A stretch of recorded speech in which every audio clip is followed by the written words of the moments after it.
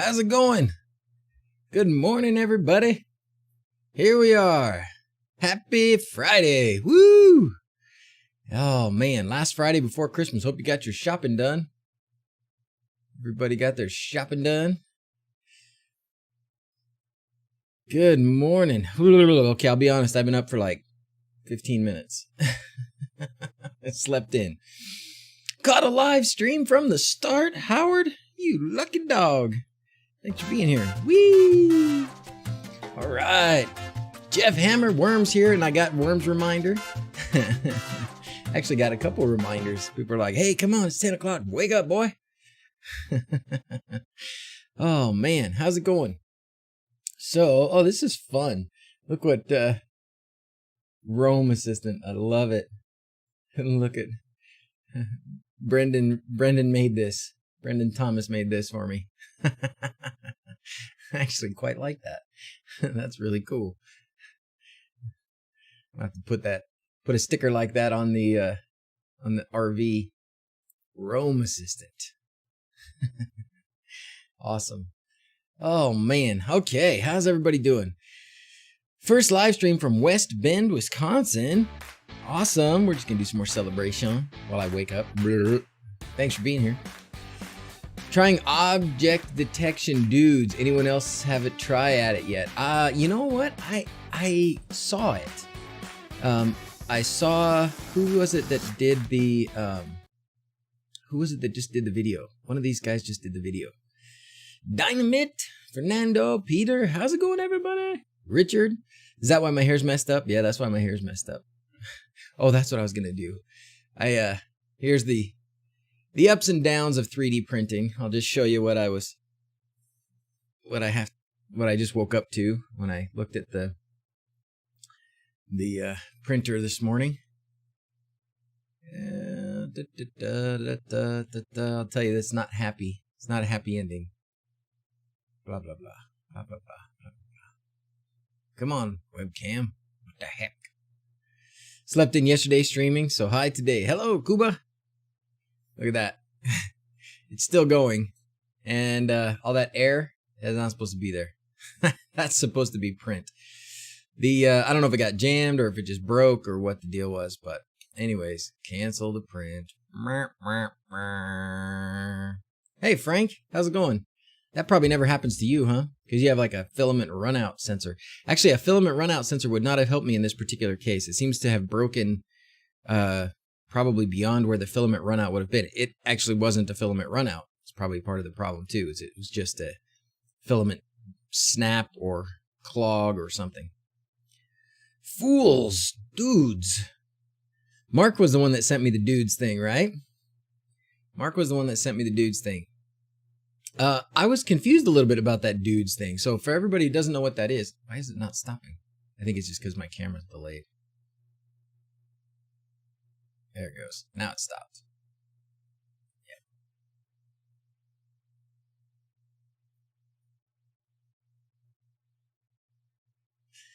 Yeah. So this dudes thing, dudes. You sit next to it. I turned it on and went to sleep. Ran out of filament. No, not this time. I knew I'm trying to finish off a spool. That's why I was printing this, but it looks like it just broke partway through. Just updated from Linux Mint to Proxmox. Look like it's all working. Good job, Nigel. That's awesome. Hello, Kurt. How much power injection? I saved Christmas. Yay! Volunteered to put up cool Christmas lights to outshine the father-in-law's neighbors. Thanks to your videos, I got it up and running. Did 5 volt pixels. Oh, I see. So much power injection. Yeah, that's the truth. Yeah. I saved money my first go around with 5 volt pixels, but yeah, I just do 12 volt pixels now for the most part. I have still a few. I mean, I didn't take down my 5 volt pixels, but I still have plenty. Perfect time for streaming, Peter. All right. It's 10 a.m. in the morning here. Like I said, I just woke up. I had one of those nights where you can't sleep. Probably never happened to any of you guys. Started learning Fusion yesterday. That's a lot of fun, by the way. You know, I was looking at Fusion. Lots of fires with 12 volt. Nah. I was looking at Fusion 360, and you know what disappointed me? Kind of bothered me a little bit and made me decide, I think I'm going to stick with Onshape, is Fusion 360 is no longer available online. Ironic for a guy named DrZzs, right? That I can't sleep. Home Assistant Blue sent today. Get it in time for Christmas. Woo! About to start LED project. Thanks for all your help. You are welcome. Ooh, Octoprint. I need to get mine set back up on my printer. I can't imagine printing without Octoprint.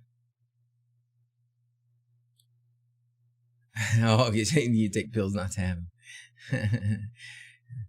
I feel like the reason 3D printers exist is to create as many canceled prints in the world as possible. You think so, Ash? Just to waste a lot of plastic. Oh, what else we got?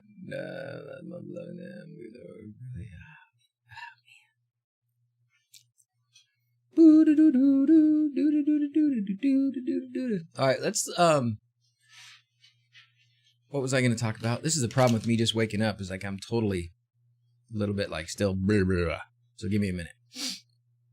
Every automation I try to convert to blueprints fails, and I feel incredibly stupid that I can't figure out why. I'm sorry, Eni. I haven't tried one yet.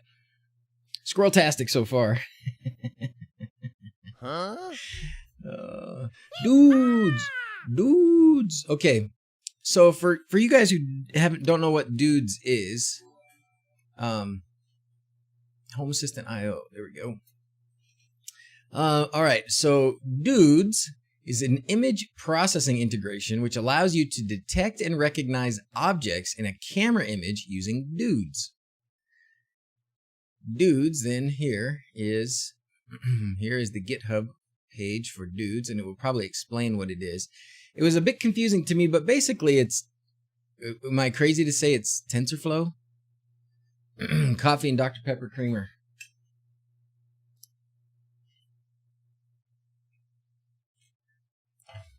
The Did You Knows arrived yesterday. Awesome! Awesome. Can you reuse material for 3D printing? There is a way, Howard. There are people who like salvage it. Yeah, it's very recyclable, so you should be able to just throw it in your recycling bin if you have a recycling bin. There are people who melt it down and turn it into like a pukey gray color.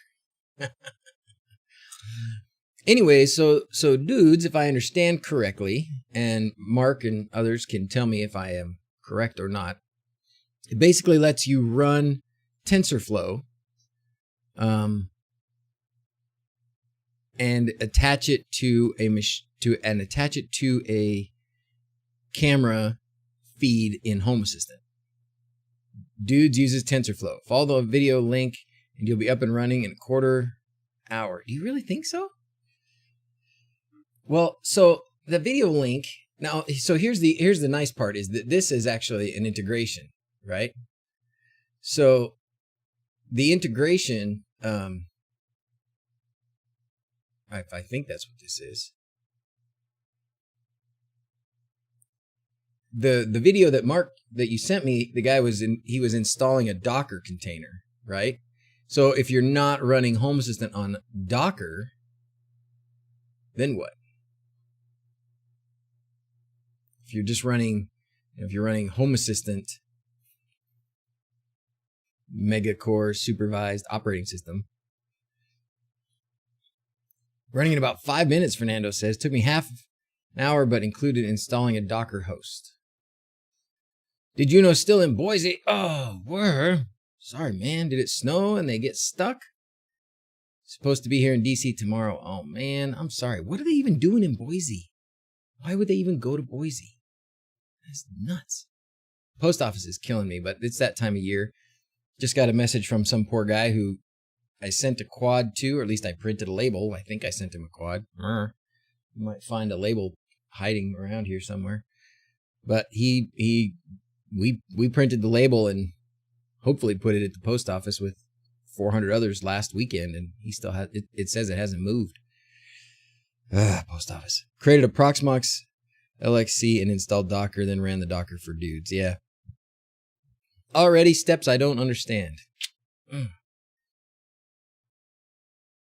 But it does look very cool. So if you want to do object detection, as in if you want your camera feeds in Home Assistant to be able to identify a person and a car and a dog and give you feedback as a sensor based on what it sees, DrZzs is the way to go. So video shows how to install it inside the Home Assistant VM. Oh, which video? The one you sent me? No, a different one, Mark. It has been snowing like crazy here. Does anybody have some Odroid into TensorFlow Lite benchmark? I would like to see that, Ferenc. Because, of course, if I'm going to run it, I'll probably run it on Home Assistant. Or on my Blue. On my Odroid 2. Well, Fusion 360 is still available as a download. You can download it. The problem I have with that is I typically do my designing of 3D parts on different machines. So sometimes I'll do it on this PC sitting here at my desk. Sometimes I'll do it on my laptop at work or wherever else I am with my laptop. And so I really want a drafting program that is web-based. And Fusion 360 was web-based for a period of time. They made it web-based for like a year. And then I was just trying to find it again because I was like, all right, it's time to convert. Let's just go through Fusion 360. But now it is no longer available. They said that online browser-based version was just a test, and they decided not to stick with it. Install it on all the devices, but the library is still cloud. Okay, well, maybe it's okay. I like Onshape. I just like Onshape. I know how to use it. Files are still cloud. I guess if everybody's using Fusion 360, I probably should. It's still free, Amari. It's still free. It seems like you have to renew the license every year. That's the other thing. It's kind of a pain. But all your projects can be open from any install. Okay, well, that's good enough. So I did do, in Onshape, nope, that's not it, Onshape. They changed their logo. I wonder if somebody bought them or something. In Onshape, I did do a Home Assistant Blue, I was tinkering around with a Home Assistant Blue mount system. This is in dark mode, so it's going to look a little funny, but it's probably okay, right? So I was tinkering around with this last night, and I actually ended up just using this part right here. It's really tiny. I printed some extras. On the back of the Home Assistant Blue, or really any Odroid 2, there's a couple little screw holes. So I made this little mount, and now my Odroid 2 Home Assistant Blue. Where's my camera? Why my camera feed not working? Camera feed. Morning, Dawson. How are you? What's up? Come say hi. Hello, stream. Hello. Dawson has bedhead.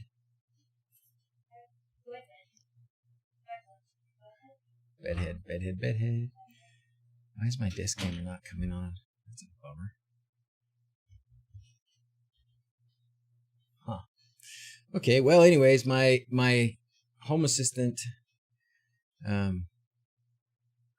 guess we can try this. My Home Assistant Blue is hanging on the wall. It's gorgeous. Let's try this.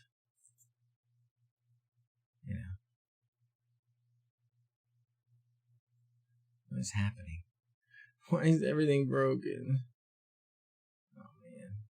This is not a good way to start the day.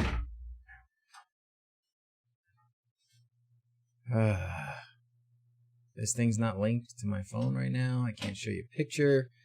Well, anyways, believe me. Here, this is the best I can do. How about that for low tech? But there it is. It's hanging on my wall right above my desk right there. And all it takes is these couple of little things and a couple screws, and we're done. You are not prepared. Is that a World of Warcraft reference. If you don't use it for a year, you have to renew. Oh, is that right? Maybe that's why I have to renew, because I haven't used it for a year.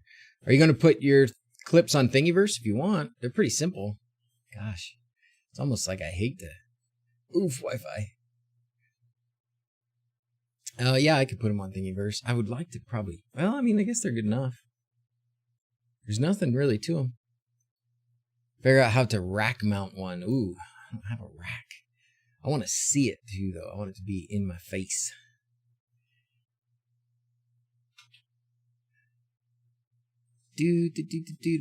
Okay, well, let's go back to this for a minute.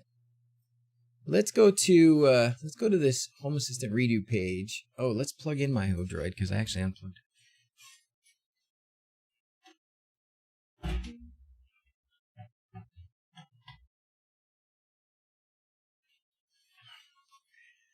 Oh, I love having that thing right there. It's awesome.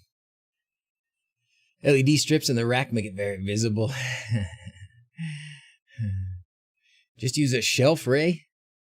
I want to see it. I want to look at it.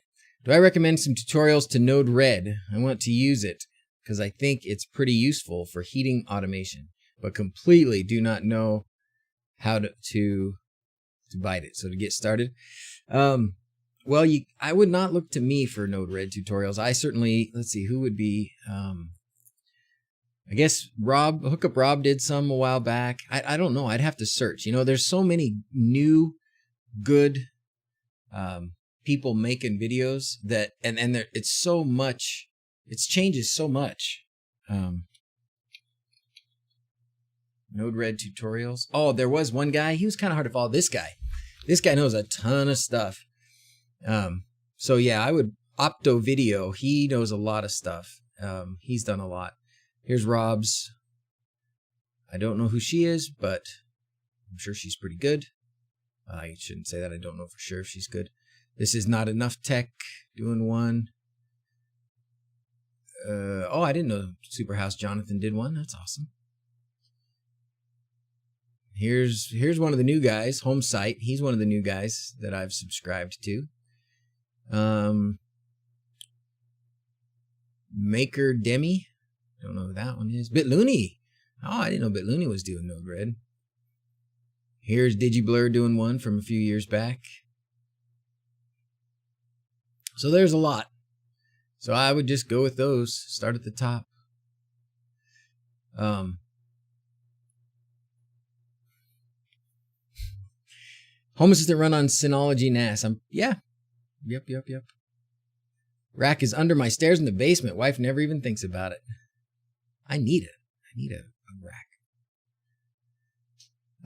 What's my personal opinion for comparison of the N2 and the RPi 4? If you have a little extra money, it seems like right now the best hardware for running Home Assistant is going to be the Odroid N2 or N2 Plus or whatever.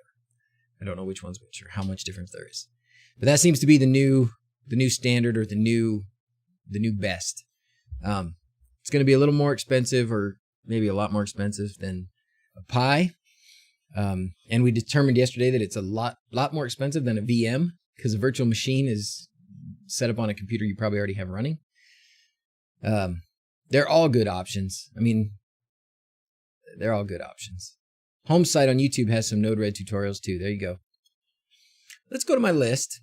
Golly, man, I cannot keep it straight this morning. I wish I could have slept better last night. I'd be more on point this morning. But I am not. I am very much off point. Almost the same old gigabyte bricks. I don't know what that means. What does that mean, Fernando? Okay, so let's go through some of these. We did this one. So we're going to put a check mark on it. We decided that we didn't, for now, need Samba or SSH. And Tasmo backup. So these things are, I think, unnecessary for the new install, the way things go now. Well, maybe Tasmo backup. The reason I say on Tasmo backup, not necessary, I'm going to see how much I can do without having anybody flash anything or use YAML. I know everybody's going to be like having a heart attack over that. Sorry. Going for a Pi, yeah. Save some money, go for a Pi. If you like it and it works well for you, you don't have to do anything but, once you get a Odroid if you want to upgrade or whatever. Then you just make a snapshot, get an Odroid, fire it up, and load your snapshot during the setup process, and you're good. Normal Home Assistant and Home Assistant Blue. Daniel, Home Assistant Blue is just the machine. It's the Odroid 2 box kit. Comes with Home Assistant pre-installed and a fancy box on the outside of it. That's all. It's just Home Assistant OS, basically, if you're going by versions or that kind of thing. But that's how fast. I mean, it starts up fast, but it also starts up fast because it's like there's nothing there. Doesn't matter. Pick something. You'll go down the home automation rabbit hole and lose more money on all the other stuff you buy. See? I like that, Frank. You're right. It's not going to make a tremendous difference. Just pick one and go with it, and you'll be happy. But either way, what I did yesterday, the very, very first thing I would recommend every new Home Assistant person use is Google Drive backups. Start making snapshots every day and make sure they get exported from whatever you're running on to Google Drive so that you will always be no more than a few hours or a day away from having a backup that you can reload if you lose everything. And with a Raspberry Pi and an SD card, you can. The others, I don't know that you'll ever lose everything, but that's numero uno on the list. Just waiting for Quinn LEDs to come in. All right. Did a video on dudes. Is that the one I watched, Nigel? That might be the one I watched. I liked him too. He's good.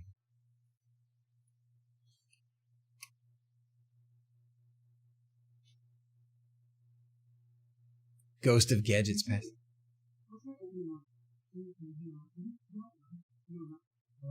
Yeah, this is the one I watched, and he goes through how to do it in a Docker container.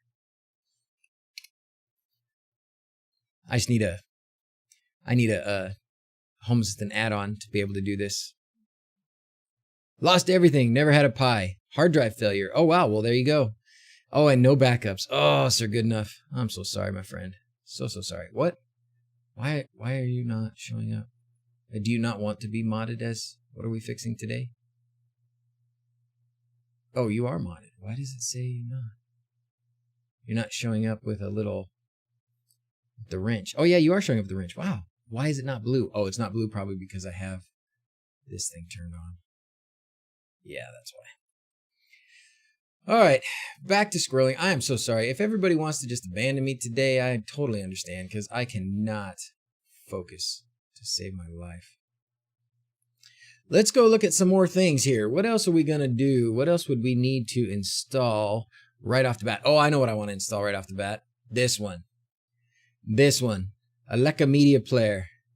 Aleka Media Player. Let's do that as the next thing to do. 230 people disagree. Well, thank you to all of them. What's a good battery backup for a Pi? I lose power fairly often.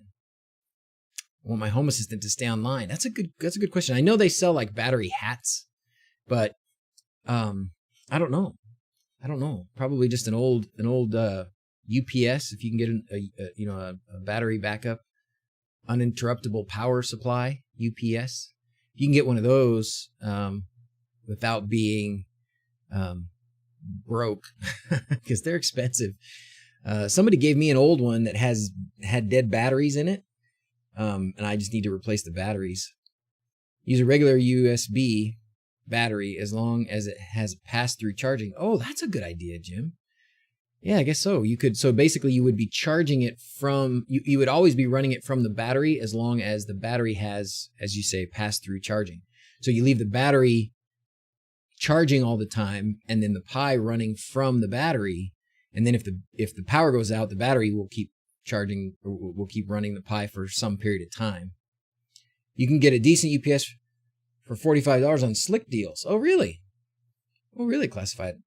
Maybe a power bank in parallel. I couldn't find any with pass-through charging as I wanted to do with my Wise cameras. Can you share some models? Yeah, let's go ahead and post some links, guys. And if you to both of those things, post some links. If you see UPSs that you think are good, post a link. If you see battery backup that has the pass through, look at that. And post some links. You can post them in Discord if you can't post them here. Buy a laptop. That's another one. All-in-one emergency terminal, screen, keyboard, and battery backup. Yep. Why did I diss Tasmo backup? It's not a diss. It's just a not necessary for basic users on startup. I'm trying to just go in order on what would a basic user need, right? I haven't even looked at Tasmo backup, so we can play with it. But I think at this point, there's certainly an argument you could make that saying that you don't need to flash everything. You don't need Tasmota on everything. Tuya devices and Sonoff devices work with Home Assistant pretty well now. If you want to completely be, even they both actually work on local area network stuff. I mean, they both function locally even. You do have to at least connect to the Sonoff or Tuya cloud for setup, but you don't need to do it all the time. I know Sir Goodenough's going to leave me. You said what? You don't need Tasmota? Oh, the world is crumbling. I do like Tasmota, but I'm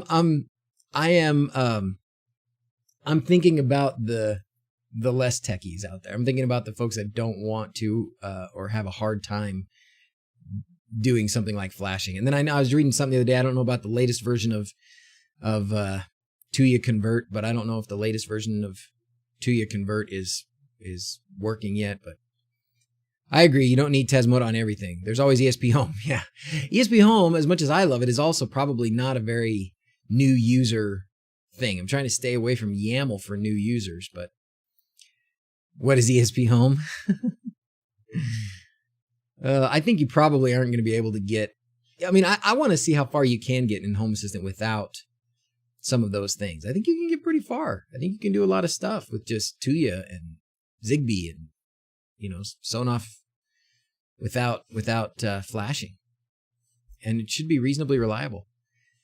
And yeah, Tuya does work locally, William. It does. It does. And this is, I mean, the best example of that was Paul Hibbert. He set up Tuya, and he didn't even, he didn't use Home Assistant. He was just using it on his Tuya app or whatever, his Smart Life app. Unplugged his router, kept talking to his device, telling it to turn on and off, and it did. I don't know if it periodically might need to check in with the mothership, but it certainly doesn't need to phone home every time you tell a light to turn on or off. Hey, Lucifer! Hello! Jorge Salim, Lucifer, you've been my super #1 commentator forever, man. Thanks for being on the stream. Jorge. He's been saying, hey bro, thanks, good job on my videos since, like for years ago. Thanks for being here, man. Glad you finally got to say hi on the stream. Thanks for the years of support, my brother. Thank you. Good to meet you. Good to say hi. Guy says not with all Tuya devices. Is that right? Father Time's here. How's the bug? You become the next Paul Hibbert? No. I'm going to still use Tasmota. I just want to see what it gets, what I can get, how far I can get, and clearly identify what I can and cannot do. Tasmota has been more reliable for me in the last year than ESPHome, slowly moving devices away from ESPHome. Yeah, I can understand that. Home Ace, lead me to someone familiar with serial USB communication. What are you trying to do, Home Ace? What are you trying to do? Putty will do serial communication. A whole lot of other things will. But what do you need to communicate? What do you want to try and get to and from? Over 200,000 Tuya-based devices now and counting. I'm not surprised, Rasby. I'm not surprised. They have a great model. They nailed it when they came up with their idea of, let everybody else build the hardware. We'll just build the software. Now, I mean, think about what other options are there? Like what other firmware for these Wi-Fi, or not even all Wi-Fi, there's Zigbee as well. What other big firmware choices are there? You got Tuya, you got Sonoff that does their eWeLink. You probably have, what's some of these other, there's like some of the bigger brands, like maybe GE or something like that, Philips. They have theirs, but there's not very many. It used to be there was a whole bunch of different little ones, and now it's pretty much, I mean, there's a handful. Yeah, Belkin, okay. Shelly, that's true. Shelly's another one. TP-Link, okay.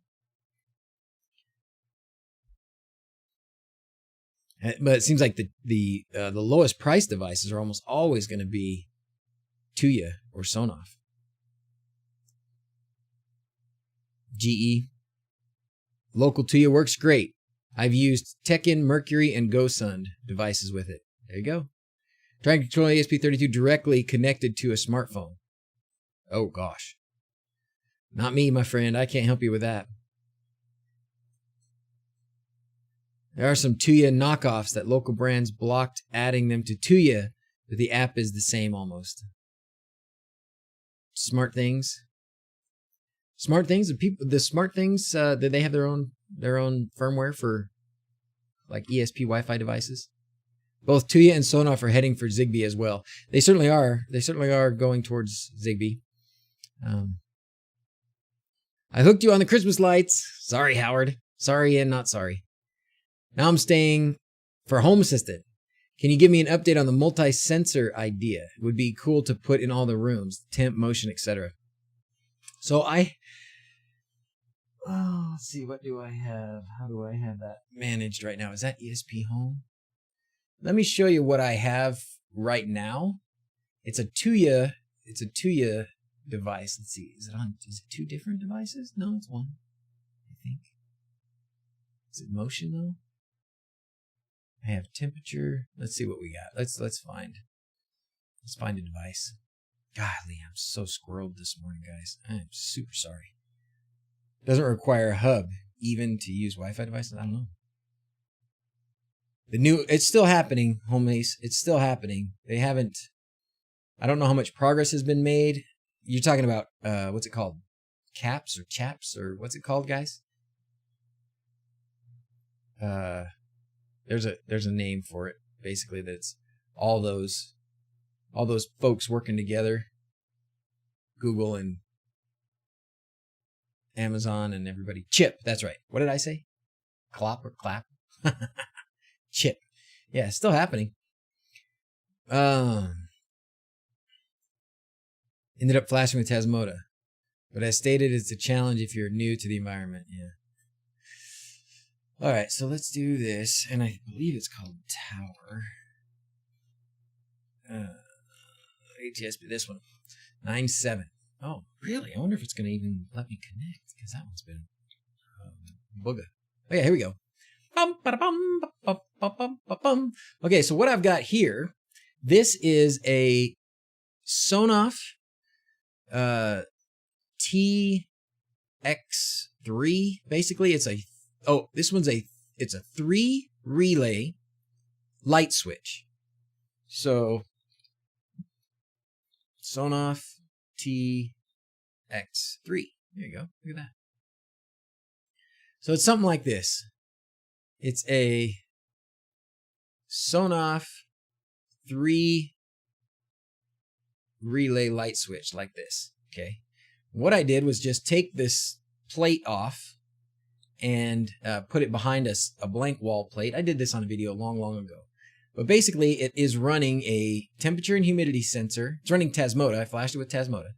And then a temperature and humidity sensor and a motion sensor. This fourth switch here is actually a motion sensor.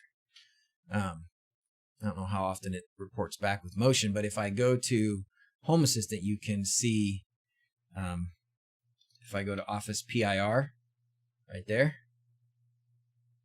it says it's clear, but every time me and Zach move around, you see that there's motion.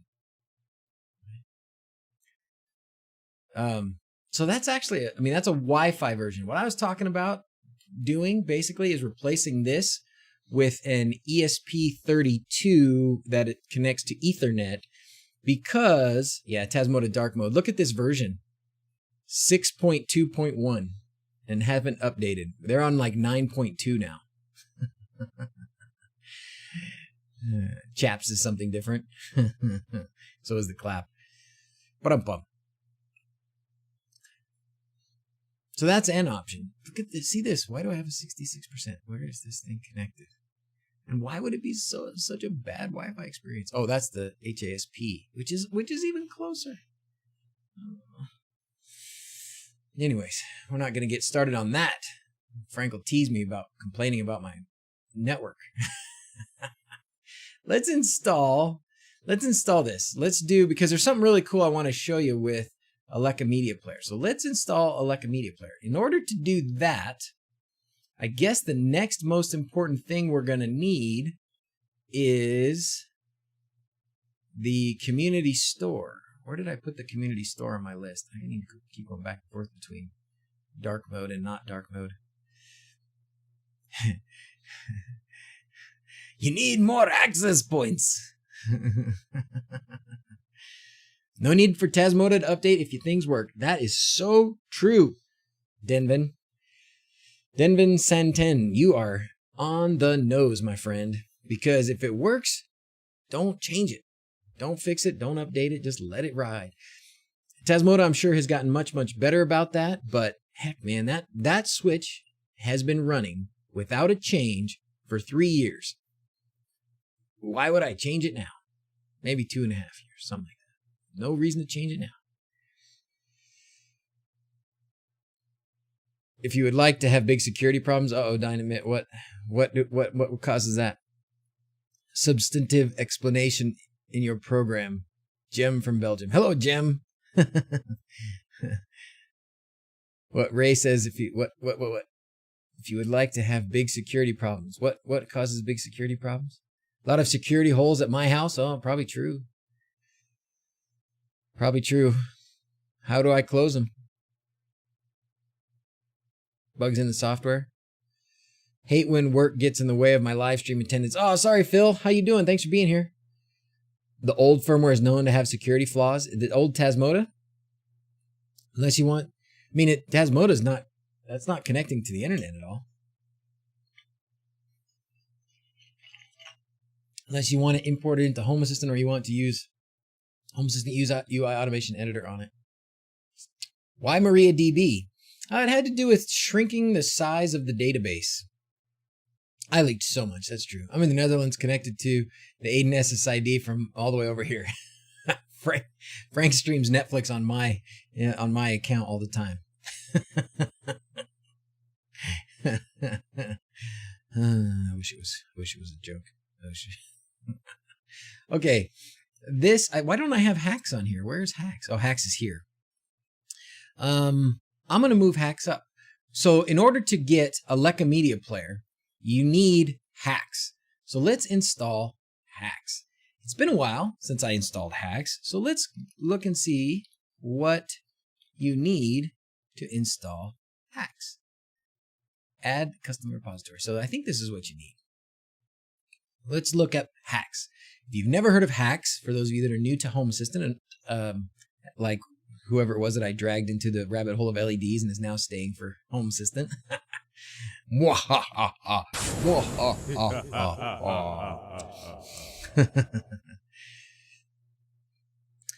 You need the SSH add-on you didn't want to install. Do I need the SSH add-on for HACS? No way. Really?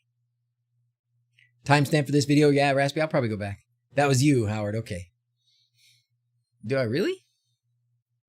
Well, if that's the case, then that's fine. We'll install it. I think we need... This is more complex than we need. We just need this. Yeah. A lot of repositories. Nope. Nope. Home Assistant, Community Store. So that's the nice thing about my memory.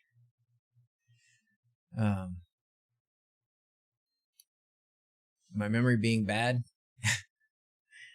is that I get to do these things all over again. Okay, here we go. Prerequisites for HACS. Home Assistant. Oh, actually, I'm not sure if my Home Assistant has been updated. Let's make sure it is. It has not. Let us first update the operating system. Big install button on the page in the header. No. Oh.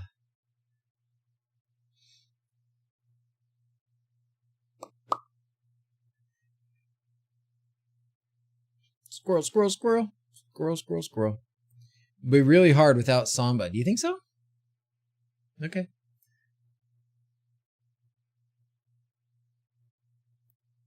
Trying to flash one of those D1 minis I got from you. Did you?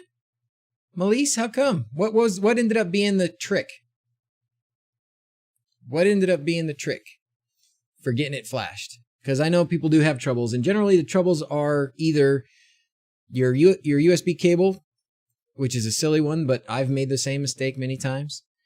And something you always have to be, we all think that any micro USB cable will work, and that is just not true. Many of them will not work. And then the driver. A lot of people, for some reason, my Windows machine here had the driver installed. I didn't have to do anything, but some people, their Windows install, or if they're Mac or whatever, it doesn't have the driver for the little USB communication chip that's on the D1 Mini or Node MCU. They're sometimes the same, sometimes they're different. There's only a couple different chips, but it's typically the CP210X, and it's usually 2104, but the driver is 210, anything, 210X.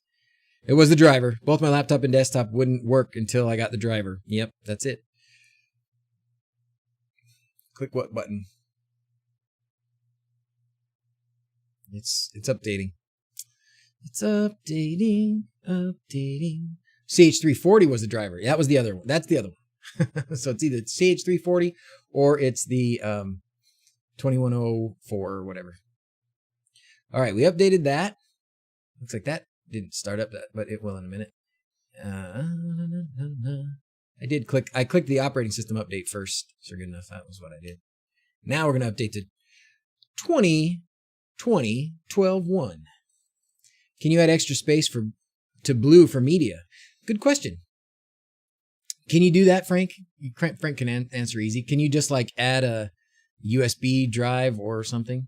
I'm sure you can go in there and add, well, I don't know. You probably can't add a second hard drive inside there, right? Second, whatever it's called, EMM2 or whatever.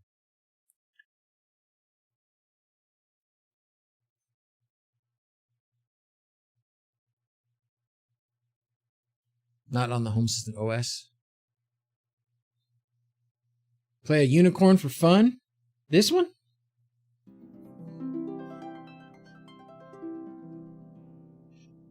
That triggers somebody's cat, they said.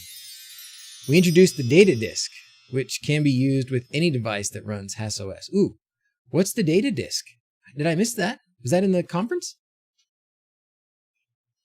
Waiting for NAS support over SMB in media browser. Media folder only. Well, we might have to get to Samba then. We'll read the instructions here for HACS. So for the community store, it looks like you do need to do some of these things, and to be honest, you do have to have the community store. So there it goes. You're not getting. You do have to do some of these Samba, and we'll see if we have to do SSH. My cat. Thanks for waking her up. Gotcha, Joshua. Gotcha. It was in the conference. Basically, you could instruct HACS OS to store data on an external drive. Oh, that's awesome. I missed that. Was that in one of the talks? Which talk was that in? I guess I could just look up Home Assistant Data Disk. Is that what you called it?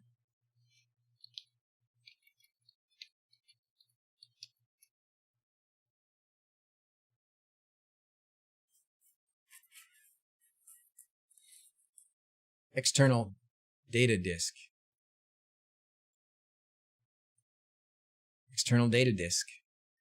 In Release 4, we introduced external data disk support. Command data CTL, so data control.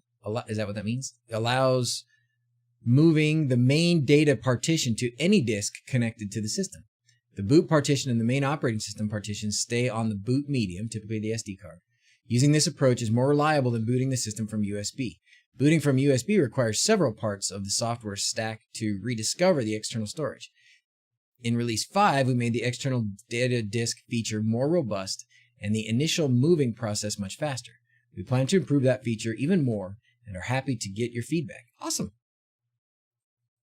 Yes, I already did the Google Drive add-on. I did it. Was it last night? No, yeah, it was last night.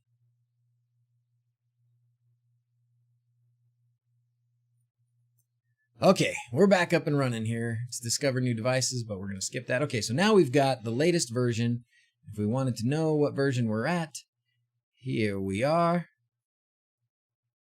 We're on the supervisor 12.12.7 and our home assistant. I thought it was in here somewhere, but whatever.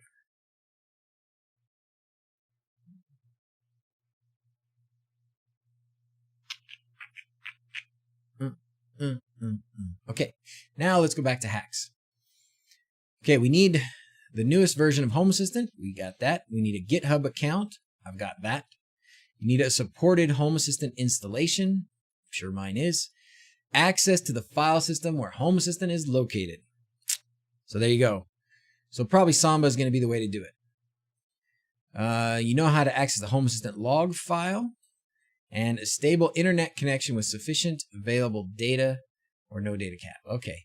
So, well, you know what? If you're going to use Home Assistant, I guess you definitely need Home Assistant Community Store, in my opinion. So you are definitely going to need to do a couple of these things. So you're going to have a GitHub account. You're going to have access to the file system, which is in this case for me is going to be Samba. Happy birthday to Mrs. Z's. Thank you, Lars. It is Mrs. Z's birthday. She's actually out at breakfast with some friends. So they went out for a breakfast, which is now almost lunch, but hey, it's her birthday. She can do whatever she wants. Brandon says, missed the stream last night, but caught up this morning. You mentioned D&D, and I wanted to ask what character you play. I will gladly tell you. That's a great squirrel. I'm very happy. I play a dwarf eldritch knight. So he's a fighter with a dwarf that has a few spells, and the spells are they're a little bit useful. They're kind of fun. Mage Hand and Misty Step and some of those things. But my favorite thing is our DM has let me continue to use the same axe. So instead of just getting new weapons all the time, I just keep adding new abilities to my same axe. And my axe talks to me. His name's Chopper. Him and I have a good time together. Chopper got the ability recently to heal and to dispel magic, so that's pretty awesome. You would have guessed a healer? I like dwarves, man. That is my mother race. Like if I was gonna be if that would be me. I'm a dwarf. I would be living in a tunnel, digging a hole. That would be me. Okay, just go on. What are we doing now? Okay, thank you, Frank. Different Frank. We're going to do this other stuff. So let's go ahead and do it. Let's go ahead and install Samba. We're going to install Samba. So we're going to go to the add-on store. We're going to install Samba. So Samba is how you access Home Assistant folders. So this is how you can get to the file tree. As it said for HACS, you need to be able to access the file tree where Home Assistant lives. This is how we're going to do it. I don't need Samba. Well, what do I need then? VS Code? Like, how am I going to get to it, Frank? How do I get to the file tree if I don't use Samba?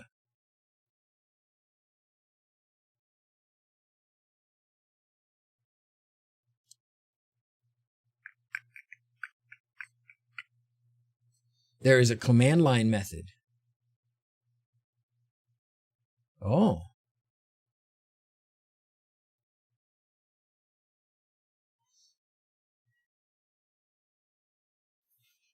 Bless you. Bless you. Excuse me. VS Code.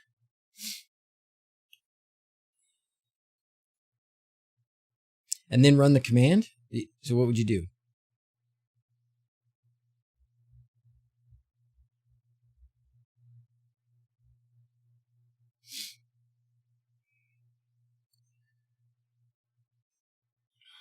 Thank you, Nicholas. Thank you.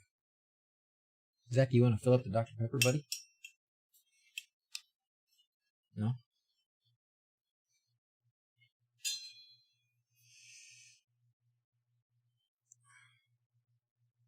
I'm just reading all of your different ways to do it. Okay, so let's see what Reese is talking about here. Let's see what Reese is talking about. Reese has this link for the command line install.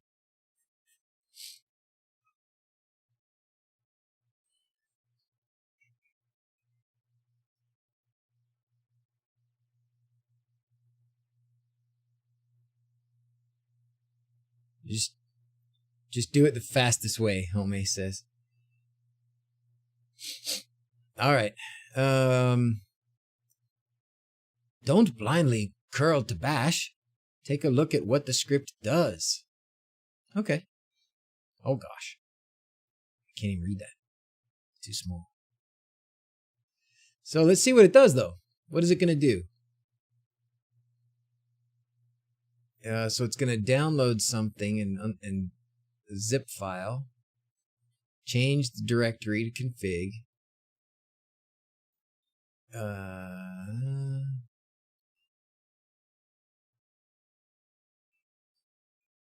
Could not find the directory. Manually change the directory to the root of your Home Assistant. The user that is running Home Assistant, run the script again. Okay, so then it's going to download HACS zip file, put it in the directory, unzip it. That's it. Close that script. All right, Jacob's here. How's it going?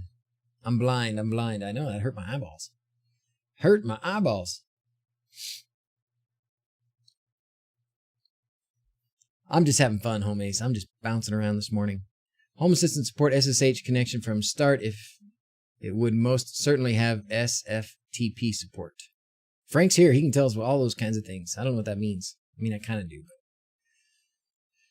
But this command should be run as the user runs Home Assistant.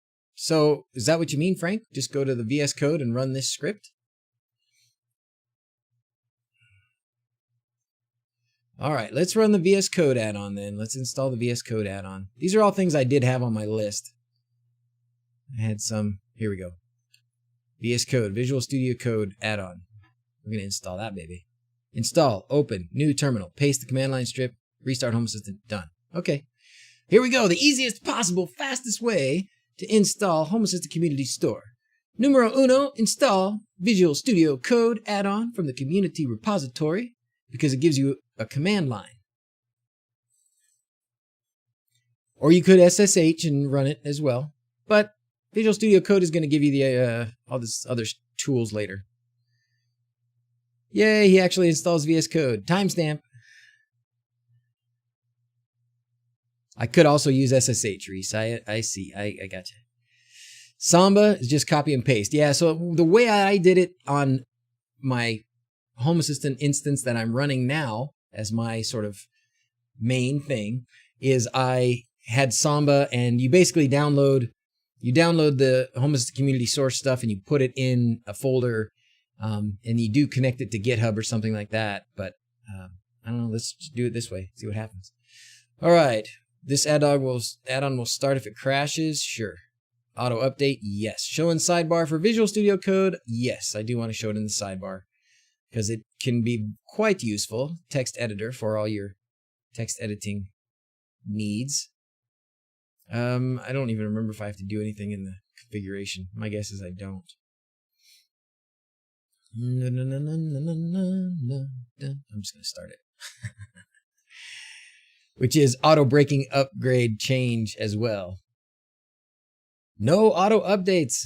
Okay. Harde poopa. A big DrZzs instance. Yeah, it'll be interesting to see. It'll get there eventually.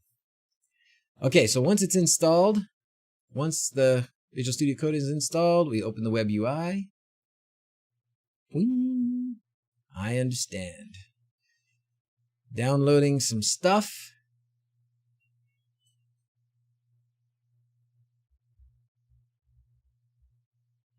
The configurator is history from now on. I will shed a tear for the configurator.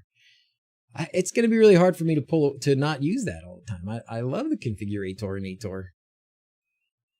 I know how to use it. It's easy, bounce around real easy, but I should use Visual Studio Code. I think the reason that I wasn't using Visual Studio Code add-on was because it was running slow for me or something, and that shouldn't be a problem anymore. Okay.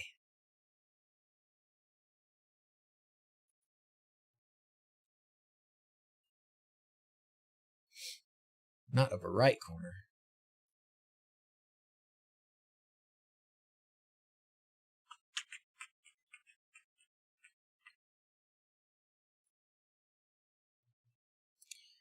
Top right.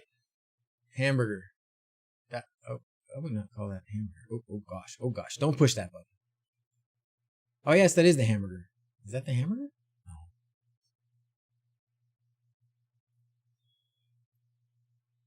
Oh dear.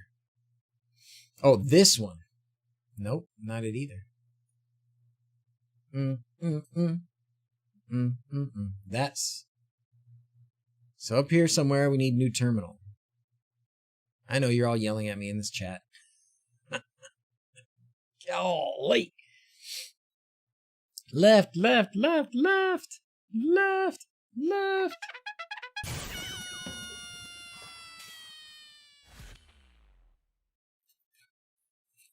Terminal.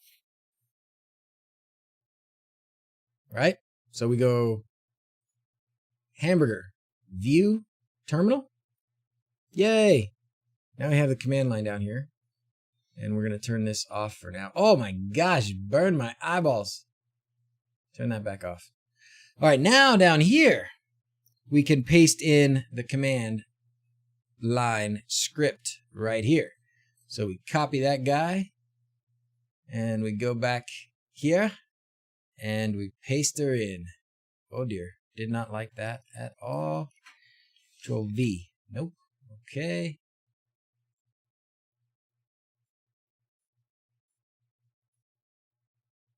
Control C. Control V. Not working. There's no issue with the file editor. It's just this has more features. VS Code has more features. How do you get the community add-ons to appear in your Home Assistant instance? They appear by default, Richard. I didn't do anything. Just right click. Oh. Just right click. Not enough arguments. Copy. I don't know what control insert is. I did right click, right mouse click. That's what I get. Control Shift V. Oh, Reese. Control Shift V. Why is that so screwy? Why is it not regular copy paste? I know I'm asking for a lot. I'm sorry. I did copy. I did my little magic button on my mouse. Type it over. I don't want to type all that. Look how much typing that is, Frank. I can't type all that. Aww. Has to paste as plain text. So this isn't going to work, huh? Unzip is not installed. Well.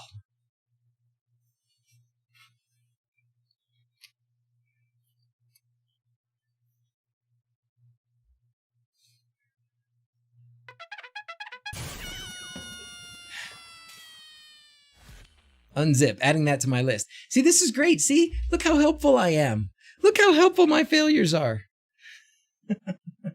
So there's a few different ways to add unzip, it appears. And I would definitely believe that in the near future that will be a part of it. I can't do APK, so I have to do apt-get. So apt-get install unzip. But in future installs, you won't need to do that because I'm sure Frank is going to add unzip. Unable to locate package unzip. Update first. Oh my gosh. So you can't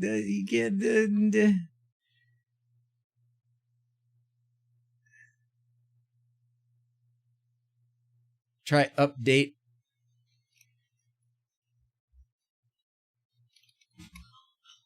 Okay, so apt-get update first. Samba. Jim's like, Samba. Remember? Samba. Just do Samba. This is great. This is good stuff. Look how helpful I am. Bring in Frank. All right. Now we can apt-get install unzip. There it goes. All right. Now, but those things will be fixed. Frank is going to make those part of the newest thing. What's up, my buddy? Can I go sledding with my friends? Yes, you can go sledding with your friends. You don't have to ask me that. Well, Mom. I mean, where are you going to go? Like, as long as you're not going to, like, down the freeway or something. So Yeah, go sledding on the freeway? we're gonna sled behind the car. And I'll tell you, man, you guys ought to get that go-kart working in golf cart and drag a sled behind the golf cart. That'd be a blast. That's what I would do if I was 12. We don't have a car. Okay. Love you. Bye. Where is my... Oh, that's a great idea. Okay, but man, all right, be careful. All right. The zookeeper won't be happy with that. Arrow up install command for it again. Okay, so arrow up, arrow up, arrow up, arrow up. And now we're back to our command line for installing HACS. And away it goes. Remember to restart Home Assistant before you configure it. So let's restart Home Assistant. Yay, that was so easy. So easy. So easy. Restart. Okay. But did your daughter just hand you a booger? Oh, you lucky guy, 4 tracks. Is it a big one? It only took 20 minutes. VS Code can restart. Oh, you can restart from VS Code? And the terminal can as well. Wow, so just HA Core restart. If I'd have just typed in HA Core restart from Home Assistant, that would have done it. The quick bar can do it. Oh my gosh, we got to go look at those things as soon as it's done restarting. Is it done restarting? It might be. I would not be surprised if it restarted that fast. Yeah, it probably would restart that fast. Yep, here's Visual Studio Code. So now I can go here and I can open Visual Studio Code. I actually want to try those couple of things. Is this always going to ask me this? So you said, Frank, you gave me a couple of options. The quick bar. There's a quick bar down here at the bottom. So I could have done HA Core restart, and that would have done it as well. I'm going to do it anyways. Just let it restart Home Assistant. Yeah, sure enough. Yay. Not that I doubted you, but now I know a quicker, faster way. See? Control plus to open and close the terminal, Creative. How's it going, by the way? Oh, somebody was asking. Thank you, Creative, for being here. That reminds me, I wanted to plug Creative as a visual creator master genius.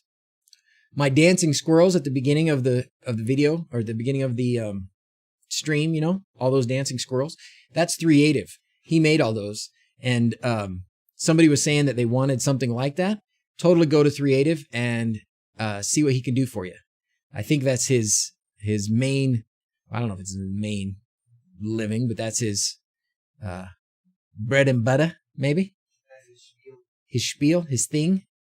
So he does a great job. So if you need some visual work, go check out Creative. He's a stud. F1 is your friend in VS Code. Okay. Well, this is good. I'm going to have to learn some VS Code, and that's okay. I will learn some VS Code. Control-Shift-P, bring up the command palette. You can search for Home Assistant for all the quick commands. Ooh. How do I get rid of that little thing every time it asks me if I understand? All right, so Control-Shift-P. Control-Shift-P. Oh, and then I can do Home Assistant. Oh. Wow. And so then in here somewhere, there's going to be like a restart or something. Restart Home Assistant. Oops. And then I just recalled it. Oh, I didn't want to do that. I'll hit the cog and tell it to shut up. Okay, I will after it restarts again.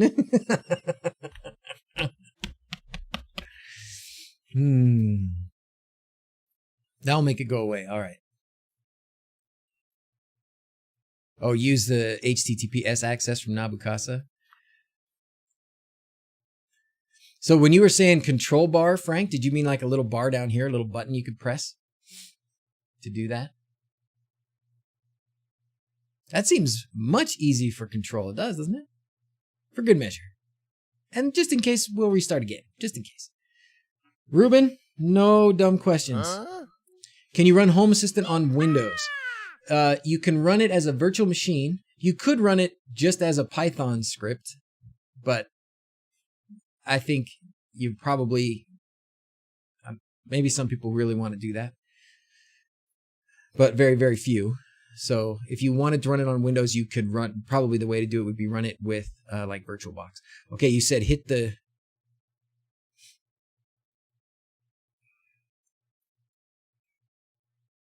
over an instance domain, oh, web views, clipboard, and other functionality will not work as expected. An insecure domain, oh, okay, that's why, okay.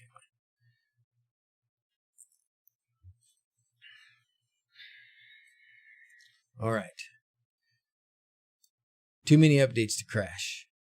Tried to install VS Code from the add-on store. Failed. This add-on is not available on your system. Oh. Do it all TPA. What kind of system are you what kind of system are you running? Not available on Pis. That might have been the thing I was doing. Maybe I was running it on a Pi back then, and that's why it was running slow. That must have been in the early days of VS Code. Zachary Michael. Hey, how you doing? Man, he's listening to stuff. I need Dr. Pepper. Updates always crash my Xiaomi devices. Went for coffee. You're welcome, Creative. Planes, planes, planes. It is available on the Pi. Requires a 64 bits operating system. Not available on 32-bit. Doesn't work well on the Pi. Ish. All right. So we installed VS Code, and we went to the command line, and we ran the installation script, and we restarted Home Assistant. Now we have to configure it. So let's look at what we have to do for the configuration. Assumes you've already installed it. Okay. Here we go. GitHub personal access token. In order for this to work, HACS needs to retrieve information about repositories using GitHub's API. Because of the rate limits set by GitHub, HACS needs to be authenticated by a personal access token that you can generate using the following steps. You're probably looking at this browser, so you can check this off. Open a browser. Oh, is this Ludius? Did he put all this together still?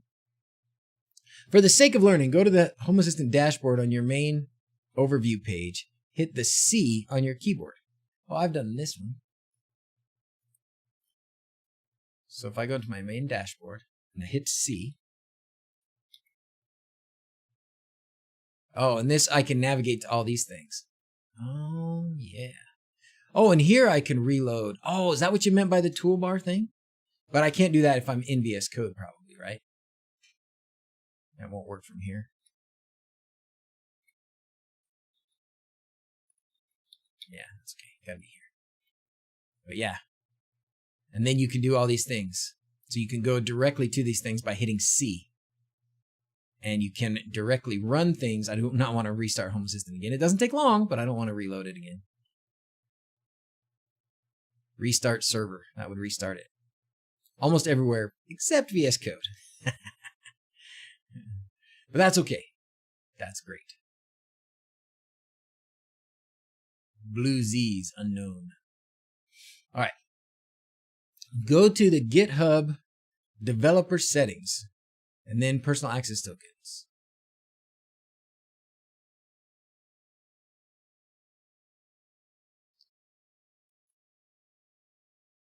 Dun, dun, dun, dun, dun, dun. Okay. Tokens you have generated can be used to access the GitHub API. So now I'm sure it's going to say generate a new token. See, generate new token button. This is going to probably show you guys my token. It's okay, I'll just make a new one later. Generate a new token. Oh, make sure that I'm logged in, which I am. New personal access token. This is going to tell me what things to check too. Give me this. Give it a name. We're going to call it HACS and then blue just because that tells me which one it's running on. And then we've got to check some things, which actually I think we don't check any of it. So just generate token. So now we can scroll down here and just hit generate token. Let's go back to the instructions. It's going to give us the token. Now you see the generated token. This will be the only time you see it. Make sure that you copy it manually or by clicking the clipboard icon. All right. No peeking. No peeking, you guys. No peeking my passwords. We're going to turn this off for a second. There. Now, can you read it in the reflection of my eyeballs?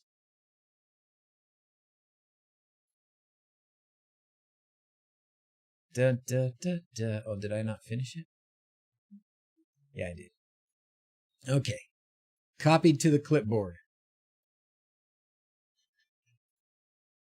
Now, I'll turn it back on.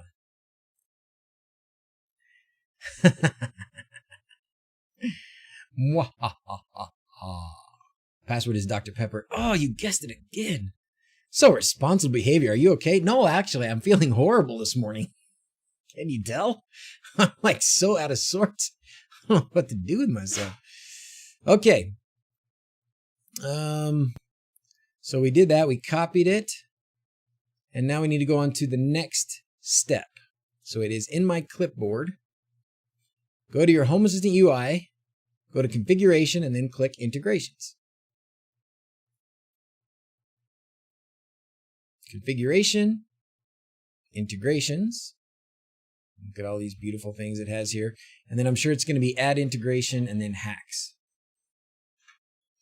HACS. Da-na-na-da-da-da-da. Watch old streams or ask Blade for passwords. Oh, it's so true. So true. All we would have access to is the public info using your rate limits. Yeah, that's okay. Thank you, Timo. How are you doing today?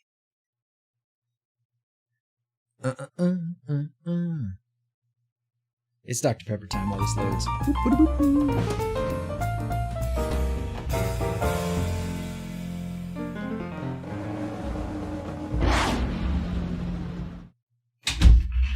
Yeah.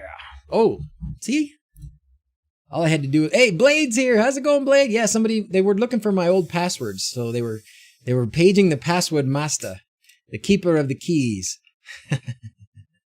Man, I'm going to sneeze again.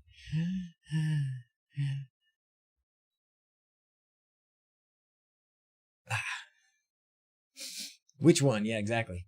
All right. Before you can set up HACS, you need to acknowledge the following. I know how to access Home Assistant logs. This is funny. I know that there are no add-ons in HACS. This is hysterical. This is great, though. This is great. I know that everything inside HACS is custom and untested by Home Assistant. I love this disclaimer. This is the best. I know that if I get issues with Home Assistant, I should disable all my custom components. Okay. There you go. We have now basically signed away all rights to complain and take full responsibility for our actions. Very well. We have done it.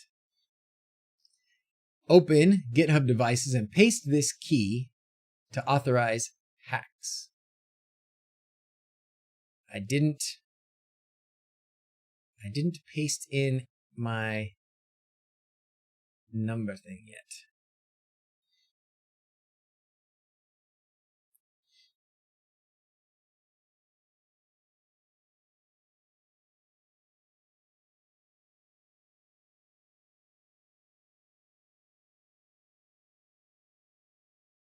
Now everybody got that right. I leaked, took over your system.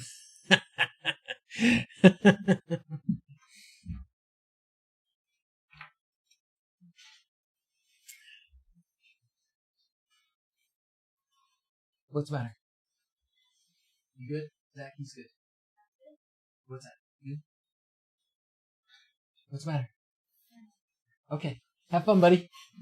Have fun. Zach, leave him be.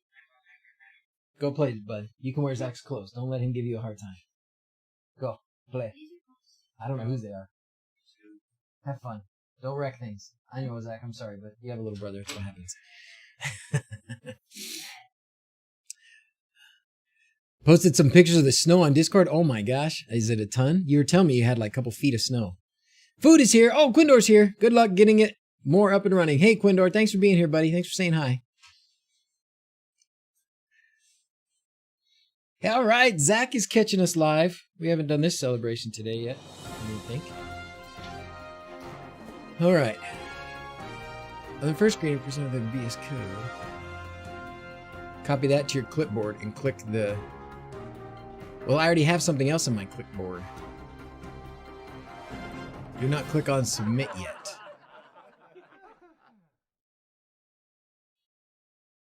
If you are not signed into GitHub, you need to sign in.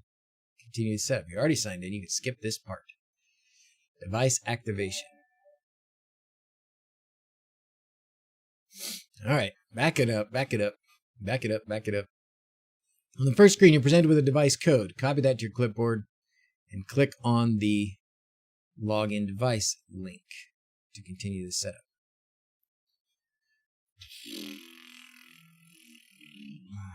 I'm just going to write it down with a pen because I already have something in my clipboard. Has everybody got that?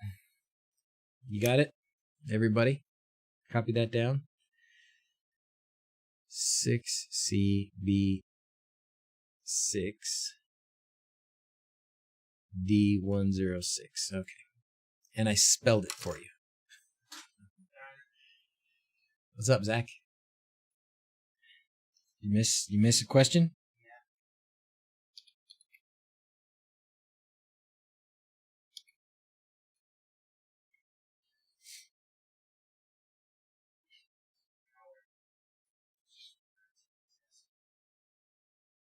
Authorize HACS. Let's make sure that's what we're supposed to do. Yes, authorize HACS.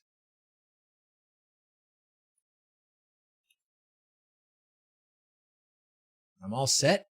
I never pasted in that other code it gave me, that API code. I'm probably not really all set.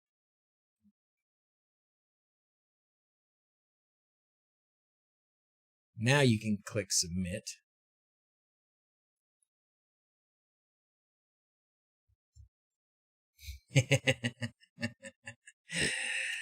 I get it. It's floating head day. And the race begins. I don't need an area. I don't need a fortune hidden in a shoe. Many men have fortunes, but they don't have you. I think that API code is for the manual install in configuration.yaml. Someone correct me if I'm wrong. Yeah, is Kyle right? I think the docs might be outdated. I think HACS uses device auth, which negates the need for the manual token. Isn't that funny, Timo? Because the manual token is the one I protected. That was the one I was like, oh, I'm going to hide this over here. Oh, Marlon, thank you, my friend. How are you today? Appreciate that. That's a couple bottles of Dr. Pepper right there.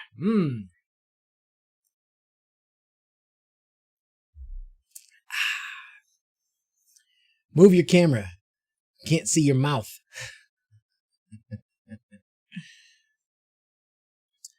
The auth code was a one-time thing, yeah, but you can't steal the device code except live. So you logged in, it's fine. Okay. No need to worry. Okay. Your screen messed up. Did it? Oh, you talking to somebody else. All right, I don't know what's happening. Marlon, thank you very much for the tip, buddy. That's fantastic. Let's do the train with the semi with the 18-wheeler.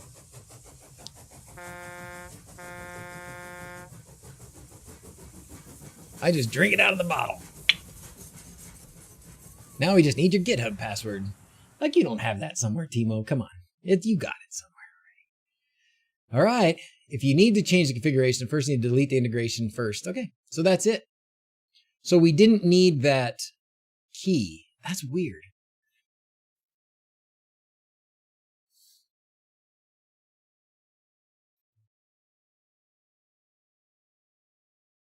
So let's go back here for a second. We didn't need this. We didn't use this to generate the API key, did we?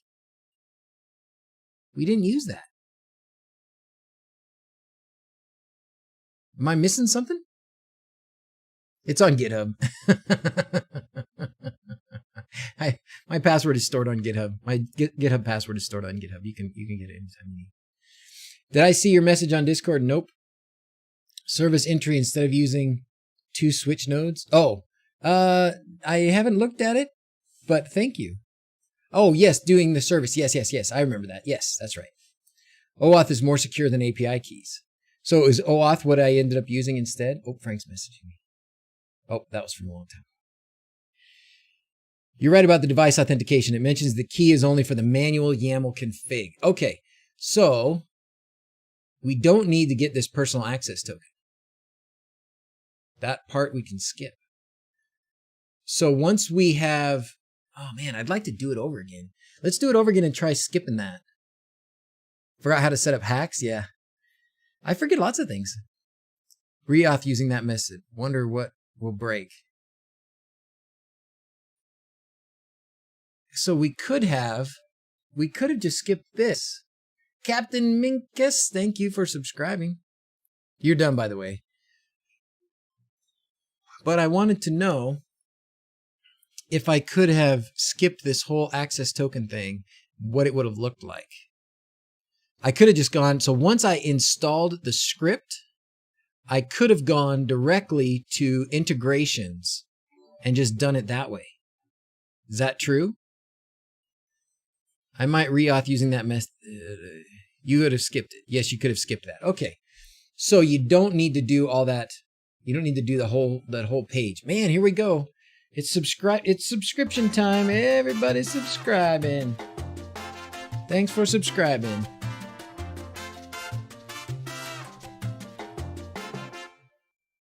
Man, it's a big one. Christian Shoot. Thank you for being here. Thanks for subscribing, everybody. As long as he never forgets at work. No, that's, I'm sure this happens to everybody, right? You get to the point where with something like your standard work that you do all the time, that you could do it. I can't say I do it without thinking, but I just automatically know what to think about. You know, something's going on and it just comes. It's just like riding a bike. I missed my alarm to tune in. Oh, sorry, Ryan. Well, thanks for coming. Better late than never. So we did install HACS, and the whole reason, wow, we got a hype train going. The whole reason we installed HACS was in order to be able to install Aleka media player. Wow, man. How many subscriptions in the last couple minutes, guys? Tons, right? Thanks, everybody. Thanks all the new subscribers. Muscle memory. Good grief. Thanks, everybody. The cat's awake again. The cat's like, who's at the door? Who's at the door? Man. Automatically in your mind, put you on autopilot. Yep. But there are some things, I try and stuff so much stuff in my brain that there's some things like installing HACS that all I have is like a memory of, yeah, there's some steps. I'm going to go look it up. You know, that's what can fit in my brain at this point. It is much work to get Google Assistant working with Home Assistant still. Well, you know, Google will load up for a media player without doing anything. Like basically this Google Cast right here, this uses or automatically finds and integrates it as a media player. So there's really a couple things I want to be clear about when it comes to using these main smart assistants. You got Aleka and you got Google Home, and there's two branches of using them with Home Assistant. One is using them as a media player. That means playing music, getting text-to-speech messages, okay, getting it to announce things to you. That's one. The other is you telling it to control something in Home Assistant. Excuse me. Aleka, turn off the lights. That kind of thing, right?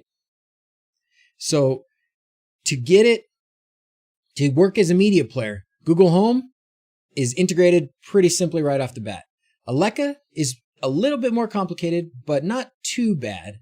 But that's for media player. That's for using text to speech and pushing a button in Home Assistant to make it announce something or start a radio station on Pandora, those kinds of things. That's not too hard. The other part, getting it to listen to you when you say, turn on the lights, turn the lights blue, open the garage door, whatever, those kinds of things. To do that, the best way is to do Nabu Casa. It's $5 a month. Just consider it that you're buying Paulus or Frank a coffee or a hamburger or something once a month, and enjoy the ease of it. Do it to support the guys. You can still do it the non-way where you don't have to pay the Nabu Casa thing. The setup is more complicated, but it's not that bad, and you can do it if $5 is means the difference between you using Home Assistant and not using Home Assistant. If you can't do it, hey, that's okay. You don't have to. Just a little more setup is all. But it's still the same. And I don't think that those processes have changed. I've done videos on those processes, and I don't really want to do it again. Yes, Daniel, I do. But when I say Aleka, it doesn't trigger everybody else's. I almost said it just for fun. If you can set up Home Assistant, you can set up Google Assistant integration without Nabu Casa. It's not too bad. It just is more steps. Do lots of work on setup when quiet and work on nights. Yeah, Brendan, you work nights. Oh, you're at the cereal place, don't you? Is that you? That's you, right? But if you want to support them, then you should. That's right. Does it really? Even when I say Aleka? Did I grow extra arms? Or is that a person? Where? Behind me?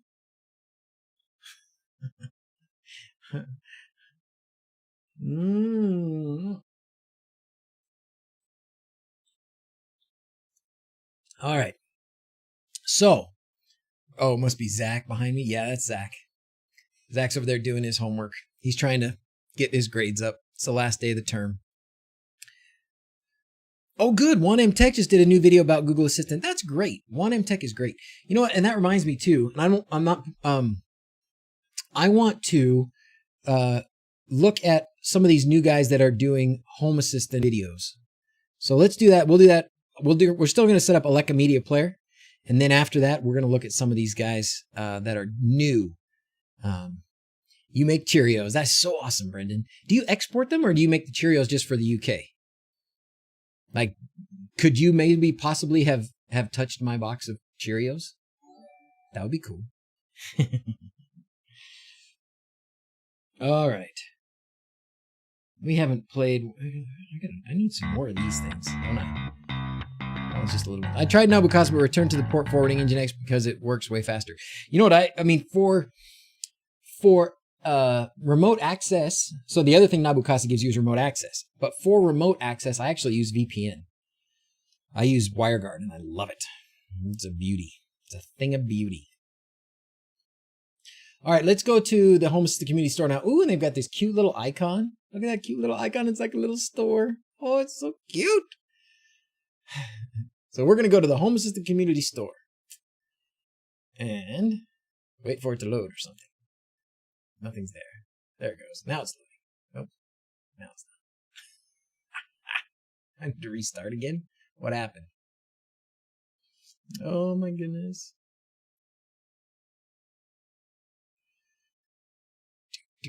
Doot, doot, doot, doot, doot, doot, doot, doot.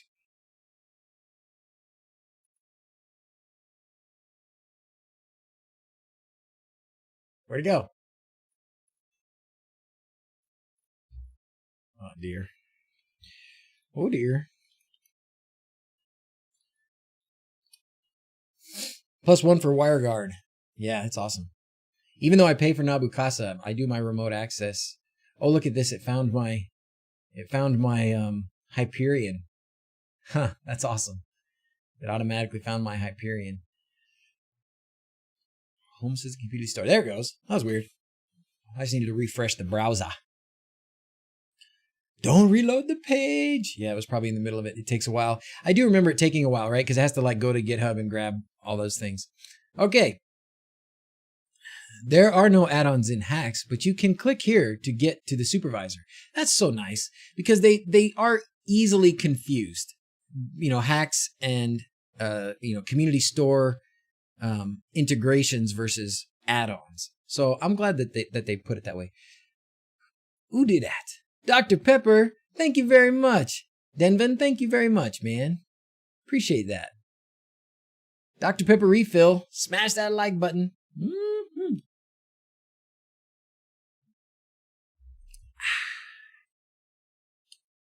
All right, integrations. Explore and add repositories. You see that? Explore and add repositories. Now, oh, look at that. Look at these. These are some of the best ones right off the bat. Sonoff land. This is what I was talking about. You don't need to have Tasmota. Tasmota is great. And if you want to use Tasmota, man, I would use Tasmota instead of the Sonoff operating system or the Sonoff firmware, I guess. I would use Tasmota instead, but you don't have to.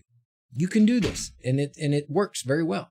And then right here, Aleka Media Player. Hey, baby. Hi. How you doing?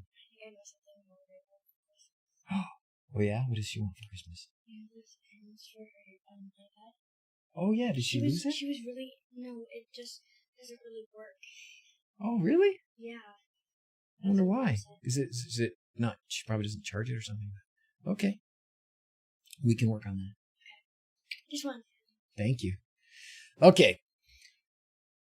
There's a whole bunch of others in here too. This one I haven't used before. BLE monitor. The Xiaomi Media BLE beacon. I haven't used that one before. Shelly for HACS. That's really good. Hue support. Haven't used that one. Browser mods. Really good. Aquara air conditioning companion integration. Cool. Yandex for some people. Unify Protect. Control and monitor your Unify Protect cameras. Okay, cool. Remote Home Assistant. Links multiple Home Assistant instances together. Oh, I'm going to have to play with that because I will have Home Assistant things. Local to you. You don't actually need this, I don't think, but hey, great. Local to you. Deep Stack. This was, is this the one that Rob uses?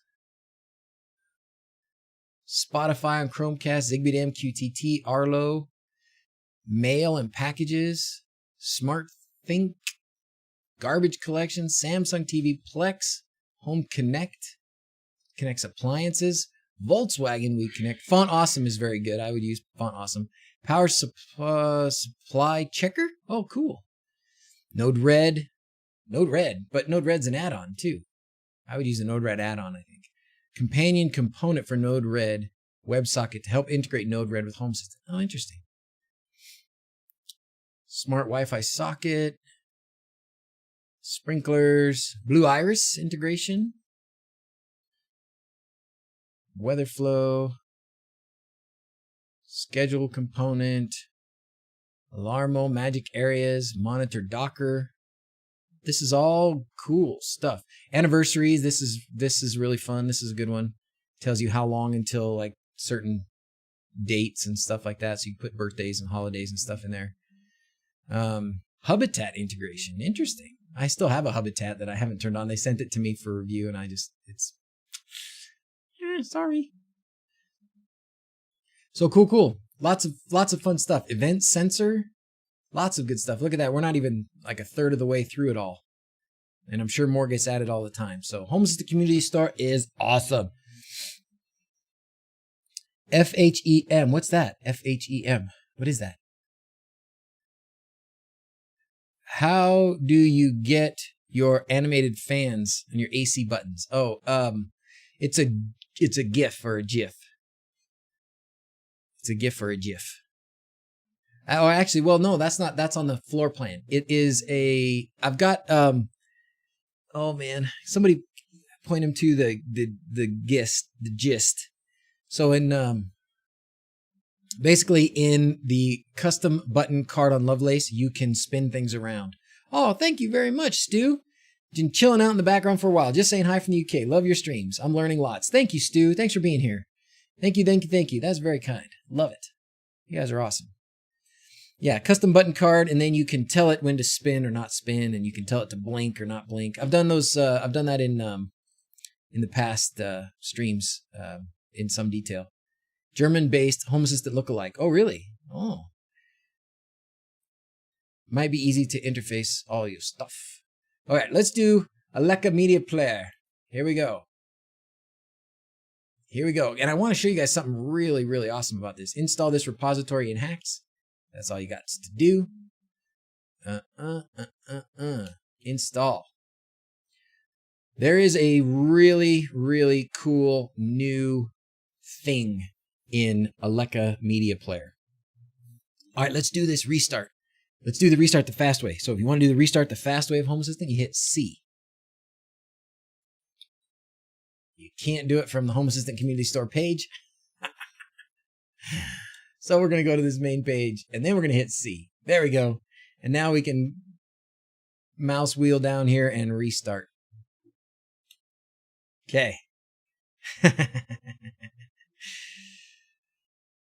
Looks like it's about a decade behind on UI polish. I got no reason to look at any home automation system besides Home Assistant. There's just no way to unseat Home Assistant at this point. And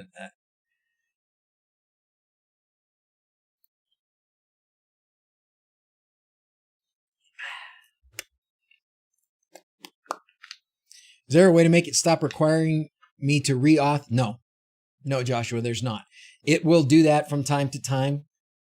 And I'm pretty sure that is on Amazon's side. They just need the re-authentication from time to time. I think it sometimes might have to do with an update to the integration, the community store integration, but not always. I've had to re-authenticate just randomly sometimes.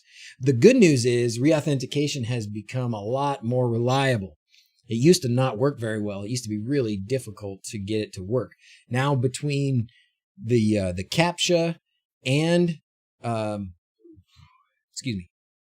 and the two-factor authentication and the OTP or whatever it's called, the code, that it gives you to log in.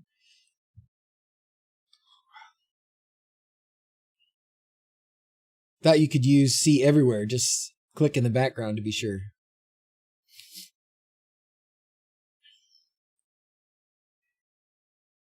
Oh, there's auto re-auth. Oh, I don't know about that.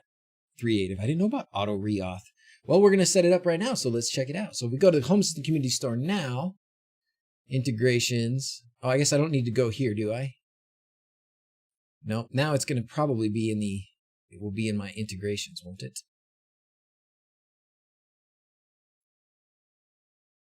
It's probably going to tell me I need to set it up here. New devices discovered. Check it out. That's what this is. Where'd it go? Where'd it go? Where'd it go? Aleka. Oh, Aleka.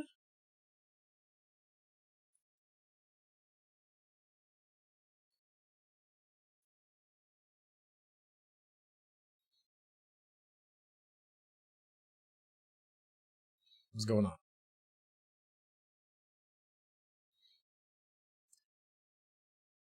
I thought it would be here.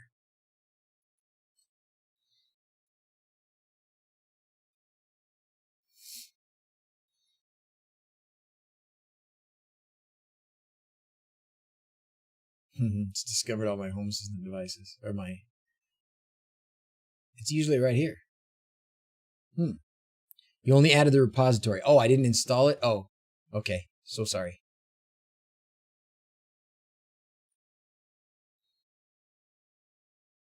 So now I need to go to add-ons. Nope.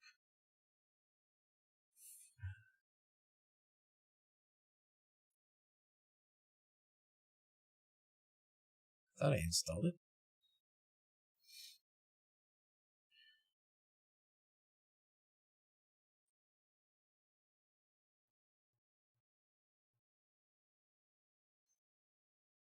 Oh, I got to go to my integrations page and add a new integration.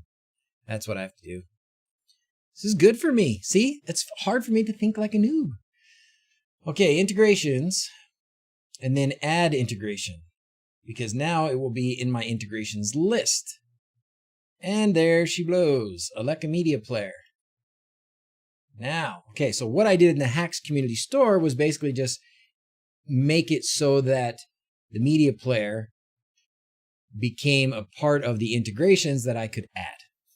Okay, so after installing it through HACS, you need to start it through the integrations page. Okay, this I cannot let you have.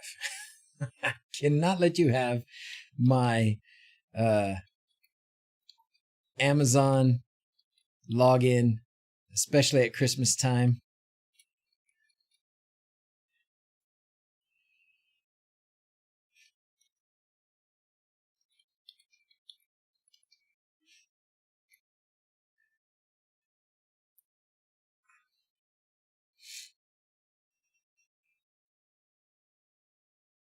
All right, so you put in your email address and your password, and then, oh, actually, we should walk through this on, oh, it's not there, it's okay. And then you submit, and then it's gonna ask you for the other things, right? Because we don't have a 2FA code just yet, and the CAPTCHA and all that stuff. So you put in the email address and the password for your Amazon account, and then hit submit. Then it's going to give you this. It will give you this CAPTCHA. So your password stays there. Then it will give you the CAPTCHA. VW3. And then you submit that part. Oops, I did it in the wrong place. Cut that out. There. Okay. So right now I don't have the 2FA code. That's okay. I just put in the CAPTCHA and I hit submit, and then it's going to ask me for the CAPTCHA again, and it should send me a 2FA code now. I would think.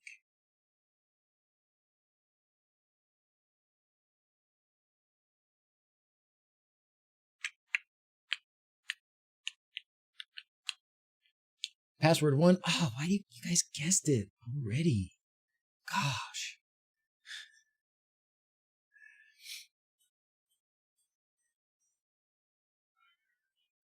Oh, it didn't, I don't have to do a space, do I?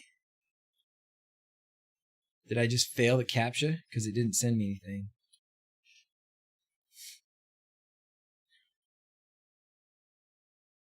There it goes. Okay, now it sent me the code. So I had the CAPTCHA wrong. Now it sent me the code. So sent it to my phone.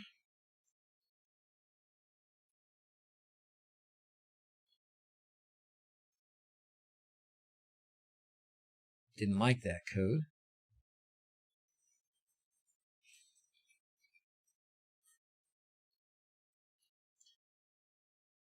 Didn't like that code either. I wonder why. No. There was a problem. Internal error. Please try again later. Interesting. Interesting.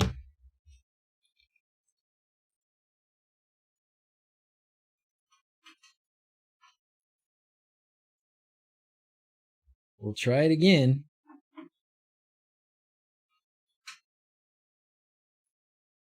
Yeah, nope. It's not liking it.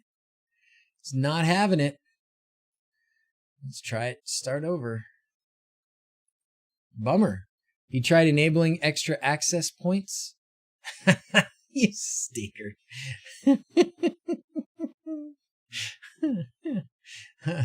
It's my Wi-Fi, Frank. Oh, gosh. So, you guys out there in the universe, hopefully, I don't know how popular this movie might have been internationally, but we had a real fun movie 15 or so years ago called Napoleon Dynamite. You seen it, maybe? It is one of the funnest movies to I don't know what you want to say, quote or impersonate or whatever, right? So the guy, that movie was filmed in Preston, Idaho, which is the town where the Hobbit hole and Aidendale are located. So the actual house that they used, Napoleon Dynamite's house, is like 3 or 4 miles from where we're building our Hobbit hole up there. Gosh. The one-liners are endless. The first time I saw Napoleon Dynamite, I thought that has got to be the dumbest movie ever. Like, why would anybody watch that movie? And then, like a month or two later, it was holiday season. We were hanging out. I was hanging out with my sisters, and my one sister started quoting that movie like that all the time. Like, give me some chapstick or whatever. And, Tina, you fat lard, come get your ham. And once she started like quoting it, I realized how stinking funny it was. Oh man. Google wins on the media player front. Yeah, Google does win. Google right out of the box works. Google works right out of the box. No doubt. No doubt, right out of the box, Google works. Let's try it again.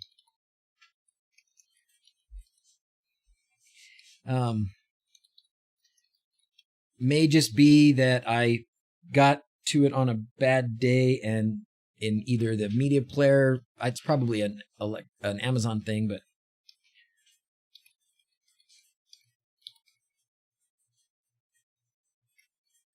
oops. Yeah, bud. If you change the angle of the force applied, does it increase or decrease? It would do nothing to acceleration. It's the same force, right? Well, it's going to make a force this way. Well, yeah. But if you change the angle, yeah. Well, then this force going this way will be less, right? Mm-hmm. So right now you got a half a Newton going straight that way as well, right? Right. So you're losing some of it. Okay. So it's less.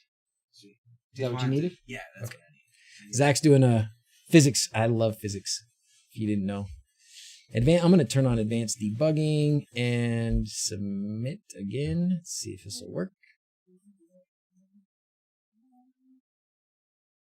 May the force be with you. Signing off, Frank.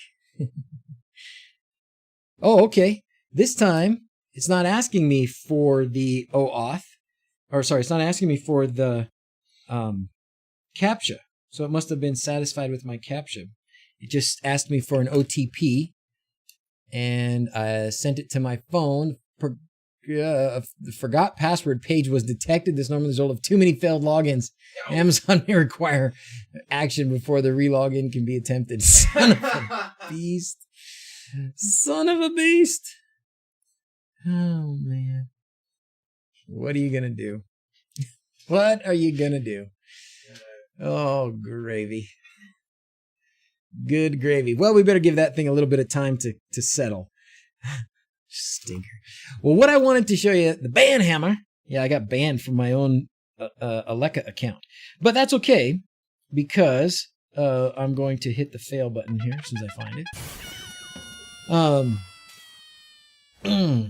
What I wanted to show you was what you can do. So I'm going to go back to my main running Home Assistant instance. That's all been working on my blue Home Assistant instance. But I want to go back here, and what I want to show you is a new way to do ban Lexa. A new way to do lots of things in with Aleka text-to-speech stuff. So let's look up. I want to go to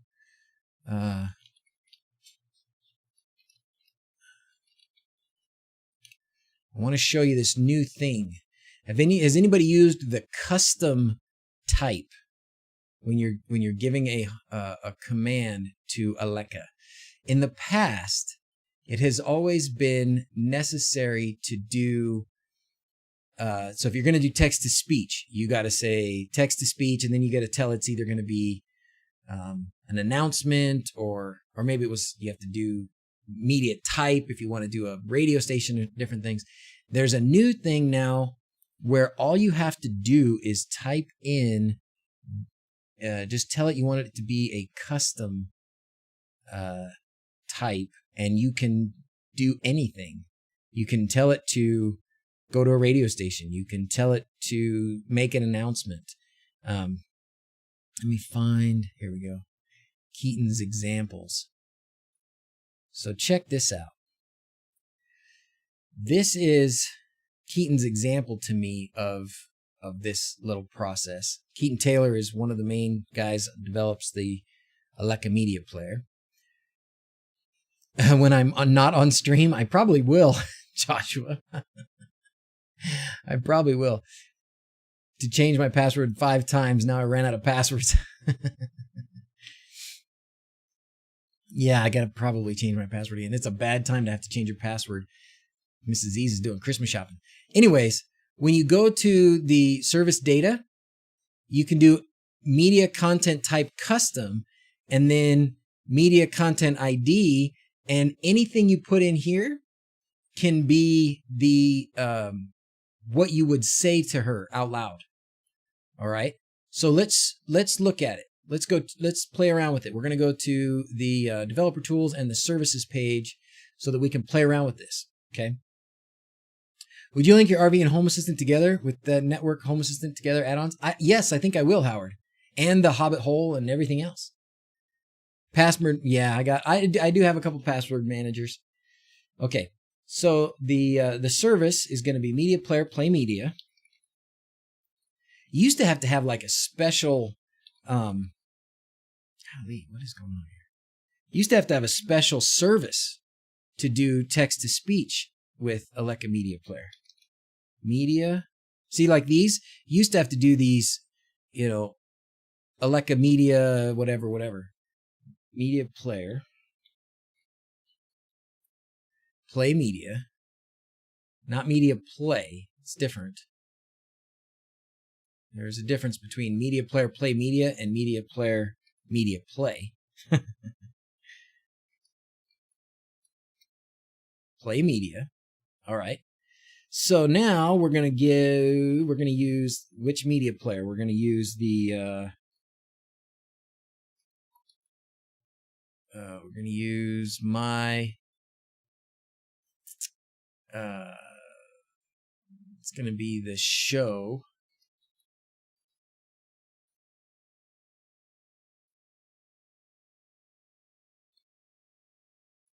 That was, maybe it's Echo Show 5. There we go. So that's going to be it. Okay. So if I do this, it will play police sirens on Spotify. But I'm going to change this. How do I hear that? Oh, you can hear it? Yeah. Did I just make it play sirens? Yeah, I hear sirens. Oh, sorry. Zach is listening to Spotify, and I guess I just called this service, and now he's listening to the police sirens. I use that for my alarm system. Now, if we go to content type right here, and we just do custom, then when we go to the ID, we can put in whatever we want. Like we can say this. We just have her say, this would be whatever.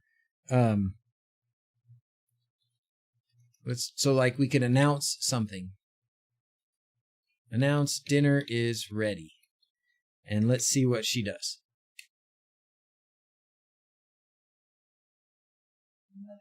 Nothing. Okay, that didn't work. Let's see.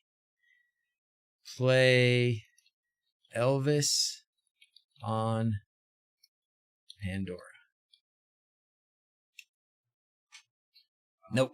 You know what it might be? It could be possible. Let's go here to the community, the old community store here, and see if I need an update. Yes, I'm running an older version, so that might be part of it.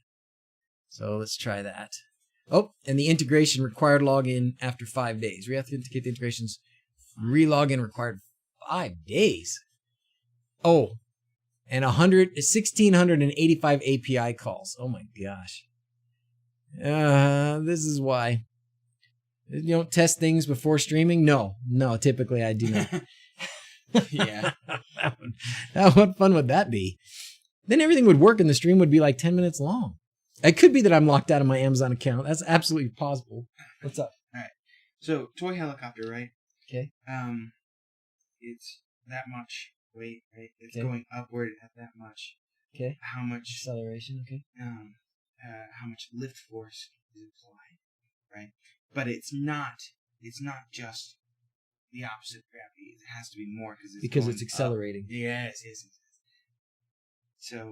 So you have to figure out you have to figure out the normal force. Normal force, right? Because so you're going to have your gravity, and then you know that it's going up at an acceleration. Yeah. So you've got the mass and you've got that acceleration. So you should be able to get the force that is moving up, and then you'll have to subtract the gravity weight, the gravity force of that, and that will tell you the force that the engines are applying. So here we go. You know how much the thing weighs. Yes. You know how high or how fast it's accelerating up. Uh-huh. Okay.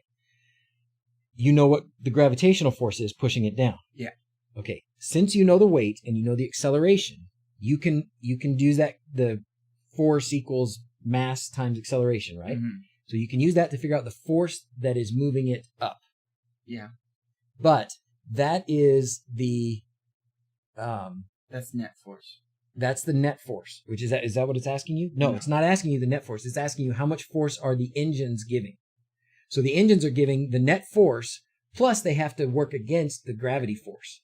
So you subtract the gravity force from that net force. Okay. Thank you. Did you guys like that? Huh? Do a little bit of gravity, acceleration, and relative forces. I love that stuff. Ever thought about teaching? Back in time, like 10 years, and help me in school. I love teaching. Doesn't pay enough though. Add it to the net force. So what he's trying to figure out is it's asking what force are the motors applying. So the police siren was the 160th API call. What's the coincidence? He should not subtract, but add. Oh. Yes, they're right. They're right. They're right. I should add the force of gravity to the net force.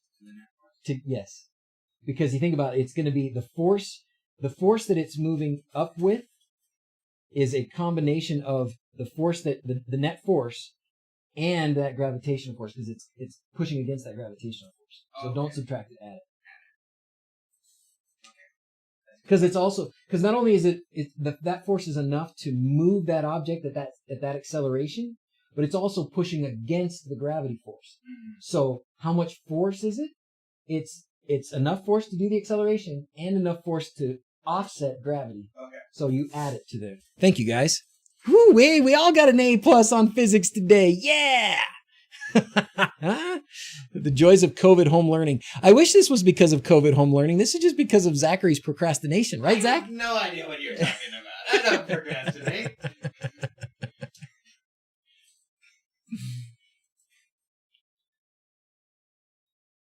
Okay, I'm going to actually try and log into Amazon right now and see if I have been locked out. Oh my goodness. Okay. Oh yeah. I have to sign in. It's not happy with me. No, let's see.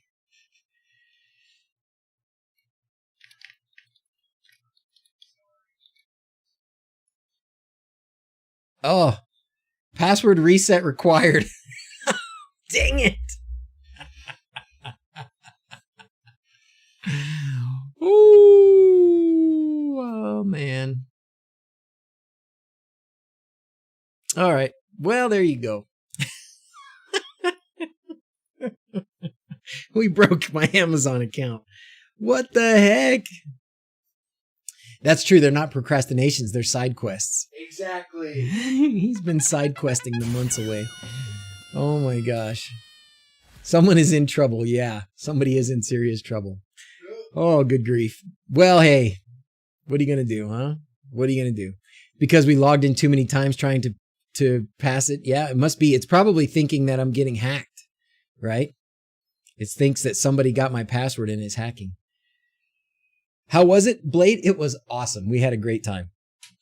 We beat our D&D session last night. We had a great time. We had a We had a ridiculous sequence of events where we basically beat a boss with some major rolls that were just insane. The wife plays D&D. Oh man, you should. I've thought about it sometimes. There may come a time I'm too logical to play. Oh, it's fun, man. Never played, but would love to. Well, there may come a time where I have a, I don't want to like just say, oh, I'm going to stream and, you might get Home Assistant, you might get LEDs, or you might get D&D, because that might not really go well. But I would definitely entertain the possibility of streaming some D&D at some point. So, but we'll see. Let's not get ahead of ourselves. I got enough projects on my plate, but I love it. Why don't you create personal one and separate it from your work and others for your streaming test? Oh yeah, for sure. That's what I would do. I would have a separate channel. I would have a separate channel for that. You mean for Amazon? Create a personal one and separate it out for your work and another one for your streaming. Oh, that's a good idea. Oh my gosh, Howard, that's genius. Why don't I have an Amazon account that I just use for when I'm setting stuff up on streaming? Duh. That's a genius idea. Where you been, Howard? I've been doing it wrong for years. Yeah. Hopefully right now she's not out trying to buy anything, or I know she's not here trying to buy anything. So the bad part though, here's where I have a really bad partner approval factor. For some reason, Amazon, I like having the 2-factor authentication. I think my Amazon account is one of the accounts that matters more to me than anything. It's really important, right? I use it a lot.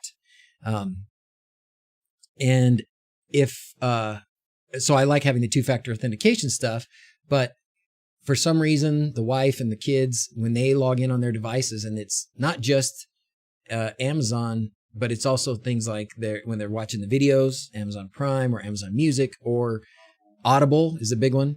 They have to do the 2-factor authentication all the time, and it's just,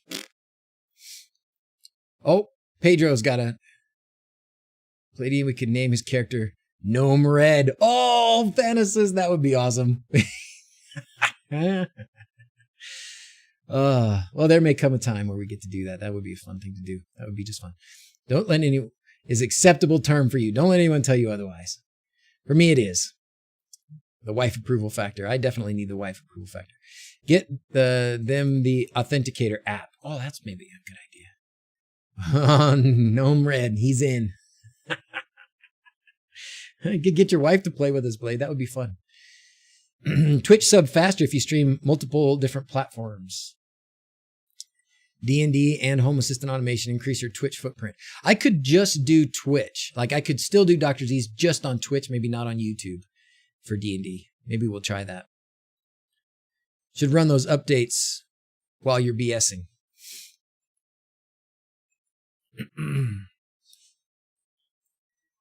The solution, F motors equals mass of the helicopter. Look at this, Zach.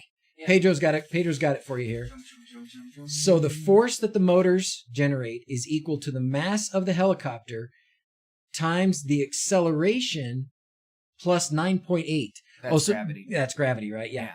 So the acceleration of the helicopters, you can just add it. You can add they let them use 10, but you can use the 10 meters per second.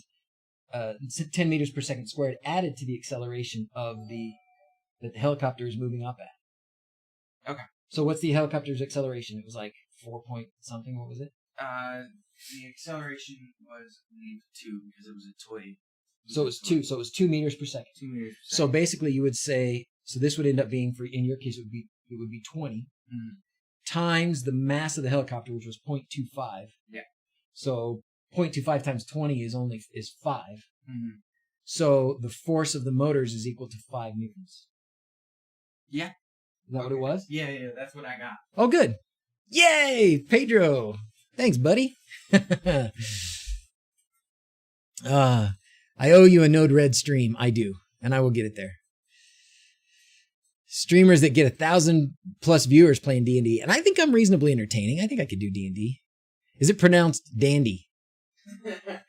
D and D. Why is it not pronounced dandy? Meters per second squared. Thank you, Pedro. I love physics, man. And I love this kind of macro physics. Like I could spend my whole day playing around with these kinds of problems, and I feel good when I do it. Let's see. So we're getting at the 2-hour mark. Today is the wife's birthday, so I am going to have to spend some time with her. And in about 45 minutes, I have a meeting with the Dome people, with the Hobbit Hole people, the architects for the Hobbit Hole. I know most everybody has seen this, but for those of you that haven't, I like to repeat myself. We are building one of these up at we were talking about Napoleon Dynamite and how we have Aidendale, which is some property that we bought up in southern Idaho. And we are going to build one of these. And it's going to be flipping awesome. We're going to make it look like Hobbit, like Bag End on the inside. And I'm super excited about it. We're going to get started on it hopefully before too long. We're working on plans, and we can hopefully start construction if we can get through the snow in the next couple months. But I have a meeting with the architects and the structural engineer folks, hopefully the last meeting before they say, yes, this is the final plan. And we can start getting permits and start getting contractors and getting them to work. I already have the contractors. I just got to get them to work. So I got that meeting today, but we will be streaming again mañana. Sir Good Enough, where's the calendar, my amigo? What time is the stream tomorrow?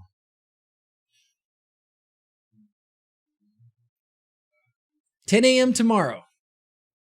How's it going? What do you guys think? 10 a.m. tomorrow. And look at this. It's a streamathon. It's every day. You just have to take us along the entire build of the Hobbit house. Absolutely, Red Dog. You know it, man. Dynamite. Oh, what are you going to try? What are you going to try? Dynamite, I want to know.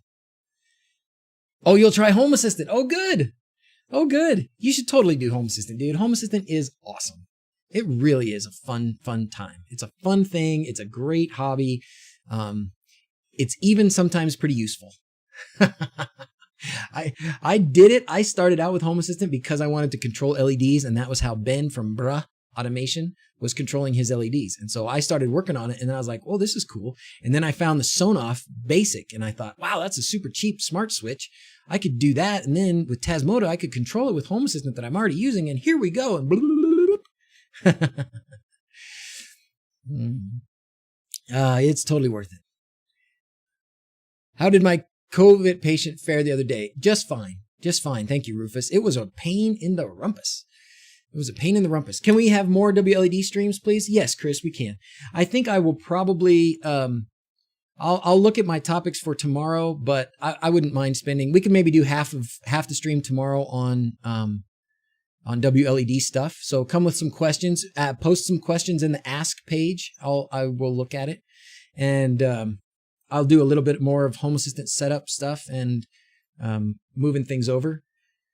But yeah, it came out all right. It was really hard. It was a hard case. Not so much for me, but for them. The hard part for me was being in there. I mean, being in there and being dressed up like an astronaut trying to do my job is really hard. I should go over Ask Questions now. I will. Let's do that. Sir Good Enough. I appreciate all the effort that goes into collecting those questions. And so I will spend a few extra minutes here. Last night's stream was especially slow. Whoa, look at Blade's snow. Good gravy, buddy. Wow. You have a snow shoveling machine that runs on coffee. Oh, man, we got to get you a snowplow, buddy. Good grief. We got to get you a snowplow. Home automated snowplow. Yes, a home automated snowplow. With a Roomba on it. Oh, Therian. Therian, are you still here, buddy? Who would you recommend I ask a question about HACS? Ludius is the guy that built HACS, as far as I know. You can ask here on the stream. We can try and sort it out for you. What's up? Sorry, I didn't see your message until just now. Okay, let's find the Ask Stream Live questions. Let's see what we got. Can we get a shared stream with you and Blade to convert automations into Node-RED flows? Did Blade put you up to that? Yes, we can. Blade, you tell me when you want to do it. from Robert Blake, not related to today's topics. That's okay. I built multiple Quinn LED DrZzs. Can I use 2 LED strips behaving the same to that one board, data wires together? Yes, absolutely. You totally can. That's just, in my terminology, which is not official, that's just splitting the data.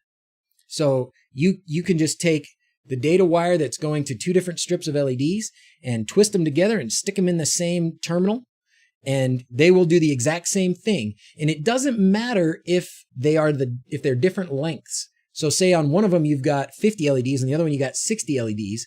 Just tell WLED that you have 60, and that way it will work with the 60 and the 50. It'll work, but there'll be some extra information that this goes to nothing.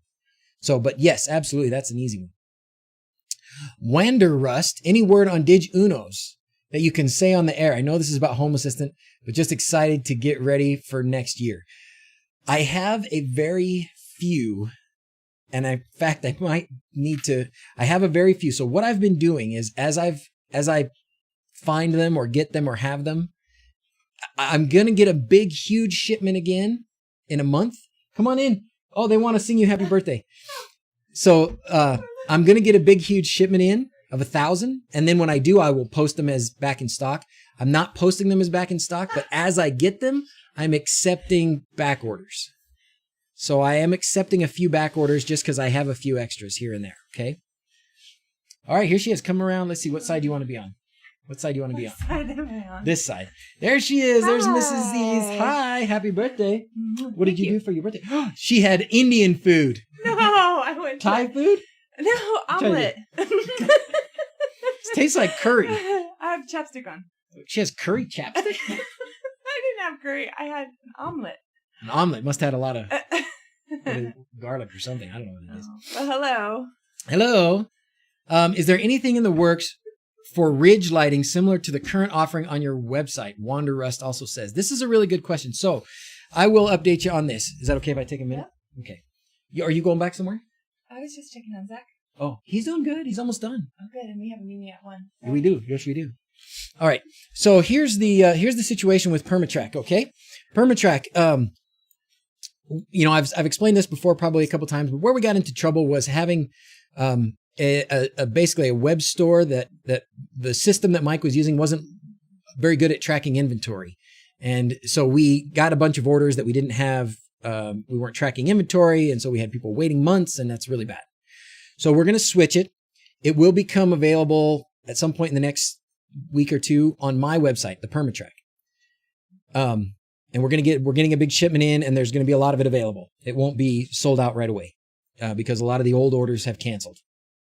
So you will get it from my website. You'll be able to buy the Permatrack from my website. I do have in my mind a master plan to build basically a big old drill press that can drill like 20 holes all at once. And what I want to do is I want to be able to drill the J channel, that vinyl J channel, just drill it and sell it way cheaper than Permatrack. And that's okay. Like if you want Permatrack is really nice, and it's still way cheaper than the other professionals. But I think there's still a niche. There's still a way to get people who can't do the, $4 a foot for Permatrack that could do, $1 something a foot maybe for the J channel. So is there anything in the works for ridge lighting similar to Permatrack? Yes. And that would be, I don't know what we'll call it, Z's track or something. I don't know what we'll call it, but I have the prototype of the machine in my garage. Bought some Harbor Freight drills and put them together, and I have the master plan in my head on how to get it done, but I don't have. And Brendan, we have a plan for how we can get international, but what we need is folks to reship stuff.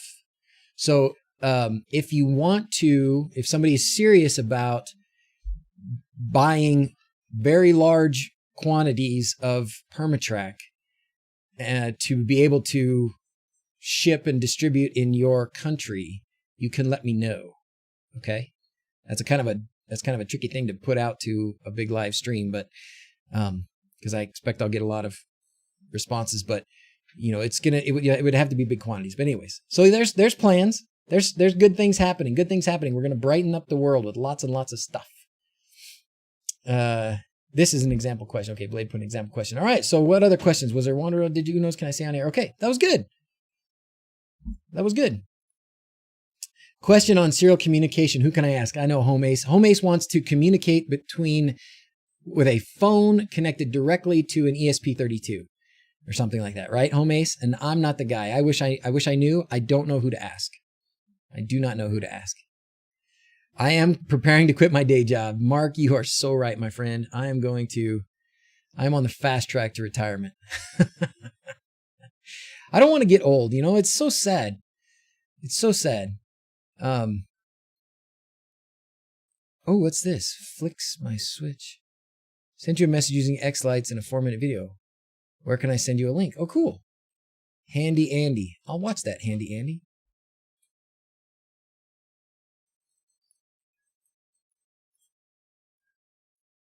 Is this something just for me? You sent me this video?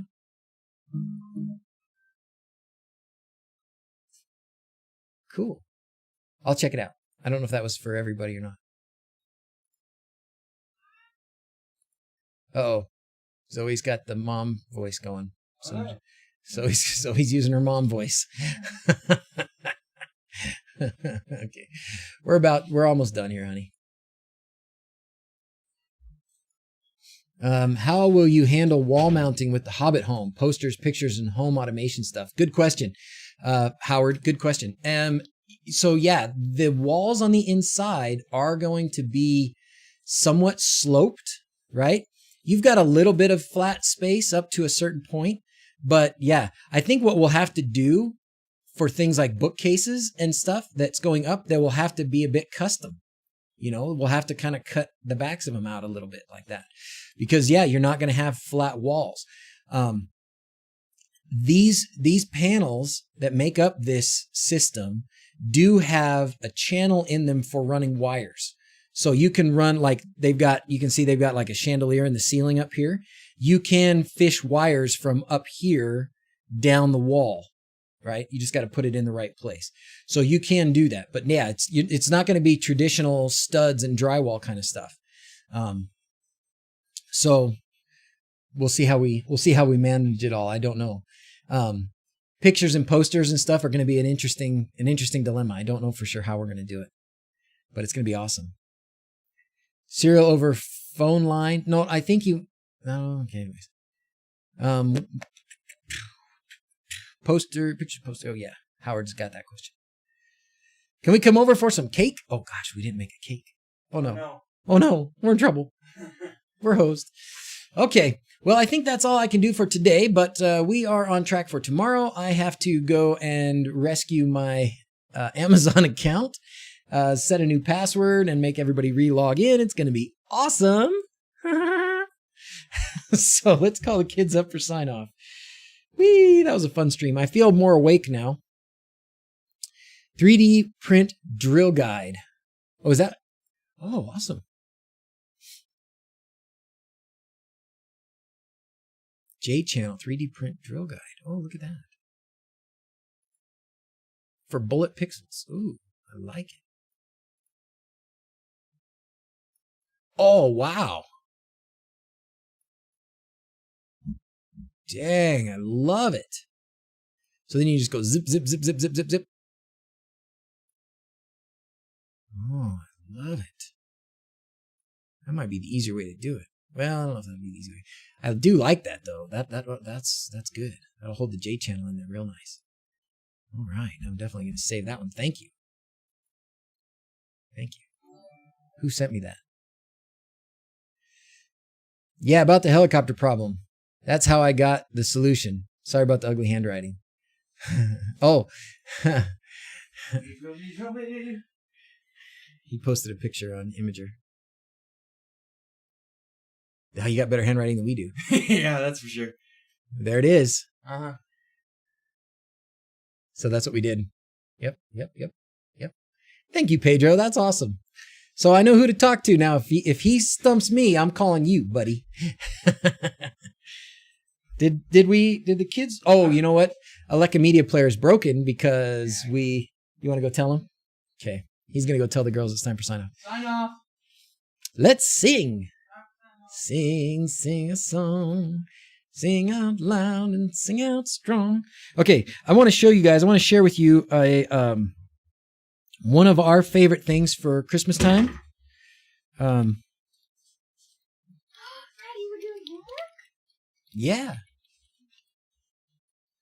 Christmas Carol, the musical movie. I don't know if it gets nearly enough. It's this one? Yeah. It's this one. So this is one of our favorite Christmas traditions. This is not a good way to find it. But anyways, it's a Christmas Carol musical. This is it. Oh, yeah, it's over there. Okay. This is it.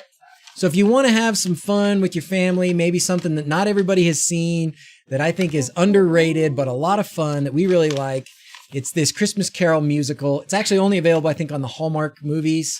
But we love it. We watch it and we sing the songs. And anyways, I just want to share. That's a little bit of holiday stuff. So how should we sign off today? Should we sing to Mom? Let's first sing to Mrs. Z. Oh, we're gonna. Here goes. You ready? Happy birthday to you. Happy birthday to you. Happy birthday, dear Mommy. Happy birthday to you. And then our special song, it's your birthday. I hope you have a happy one. It's your birthday. I hope your day is really fun. Golly, Mommy, you sure are looking fun. Happy birthday. It's your day to shine. Yay! Thank you, everyone who was saying happy birthday to my mom, because I've been reading the shower. Thank you, everyone. Yeah, thanks, everybody. Oh, Whoa. Merry Christmas. All right, Home Assistant just turned off the lights on us. Party's over. Okay, let's just sign off. Ready? Yeah. As always, thanks for watching. Till next time, adios. Okay, everybody. Bye. We'll see you tomorrow morning. Merry Christmas. Thanks. Bye.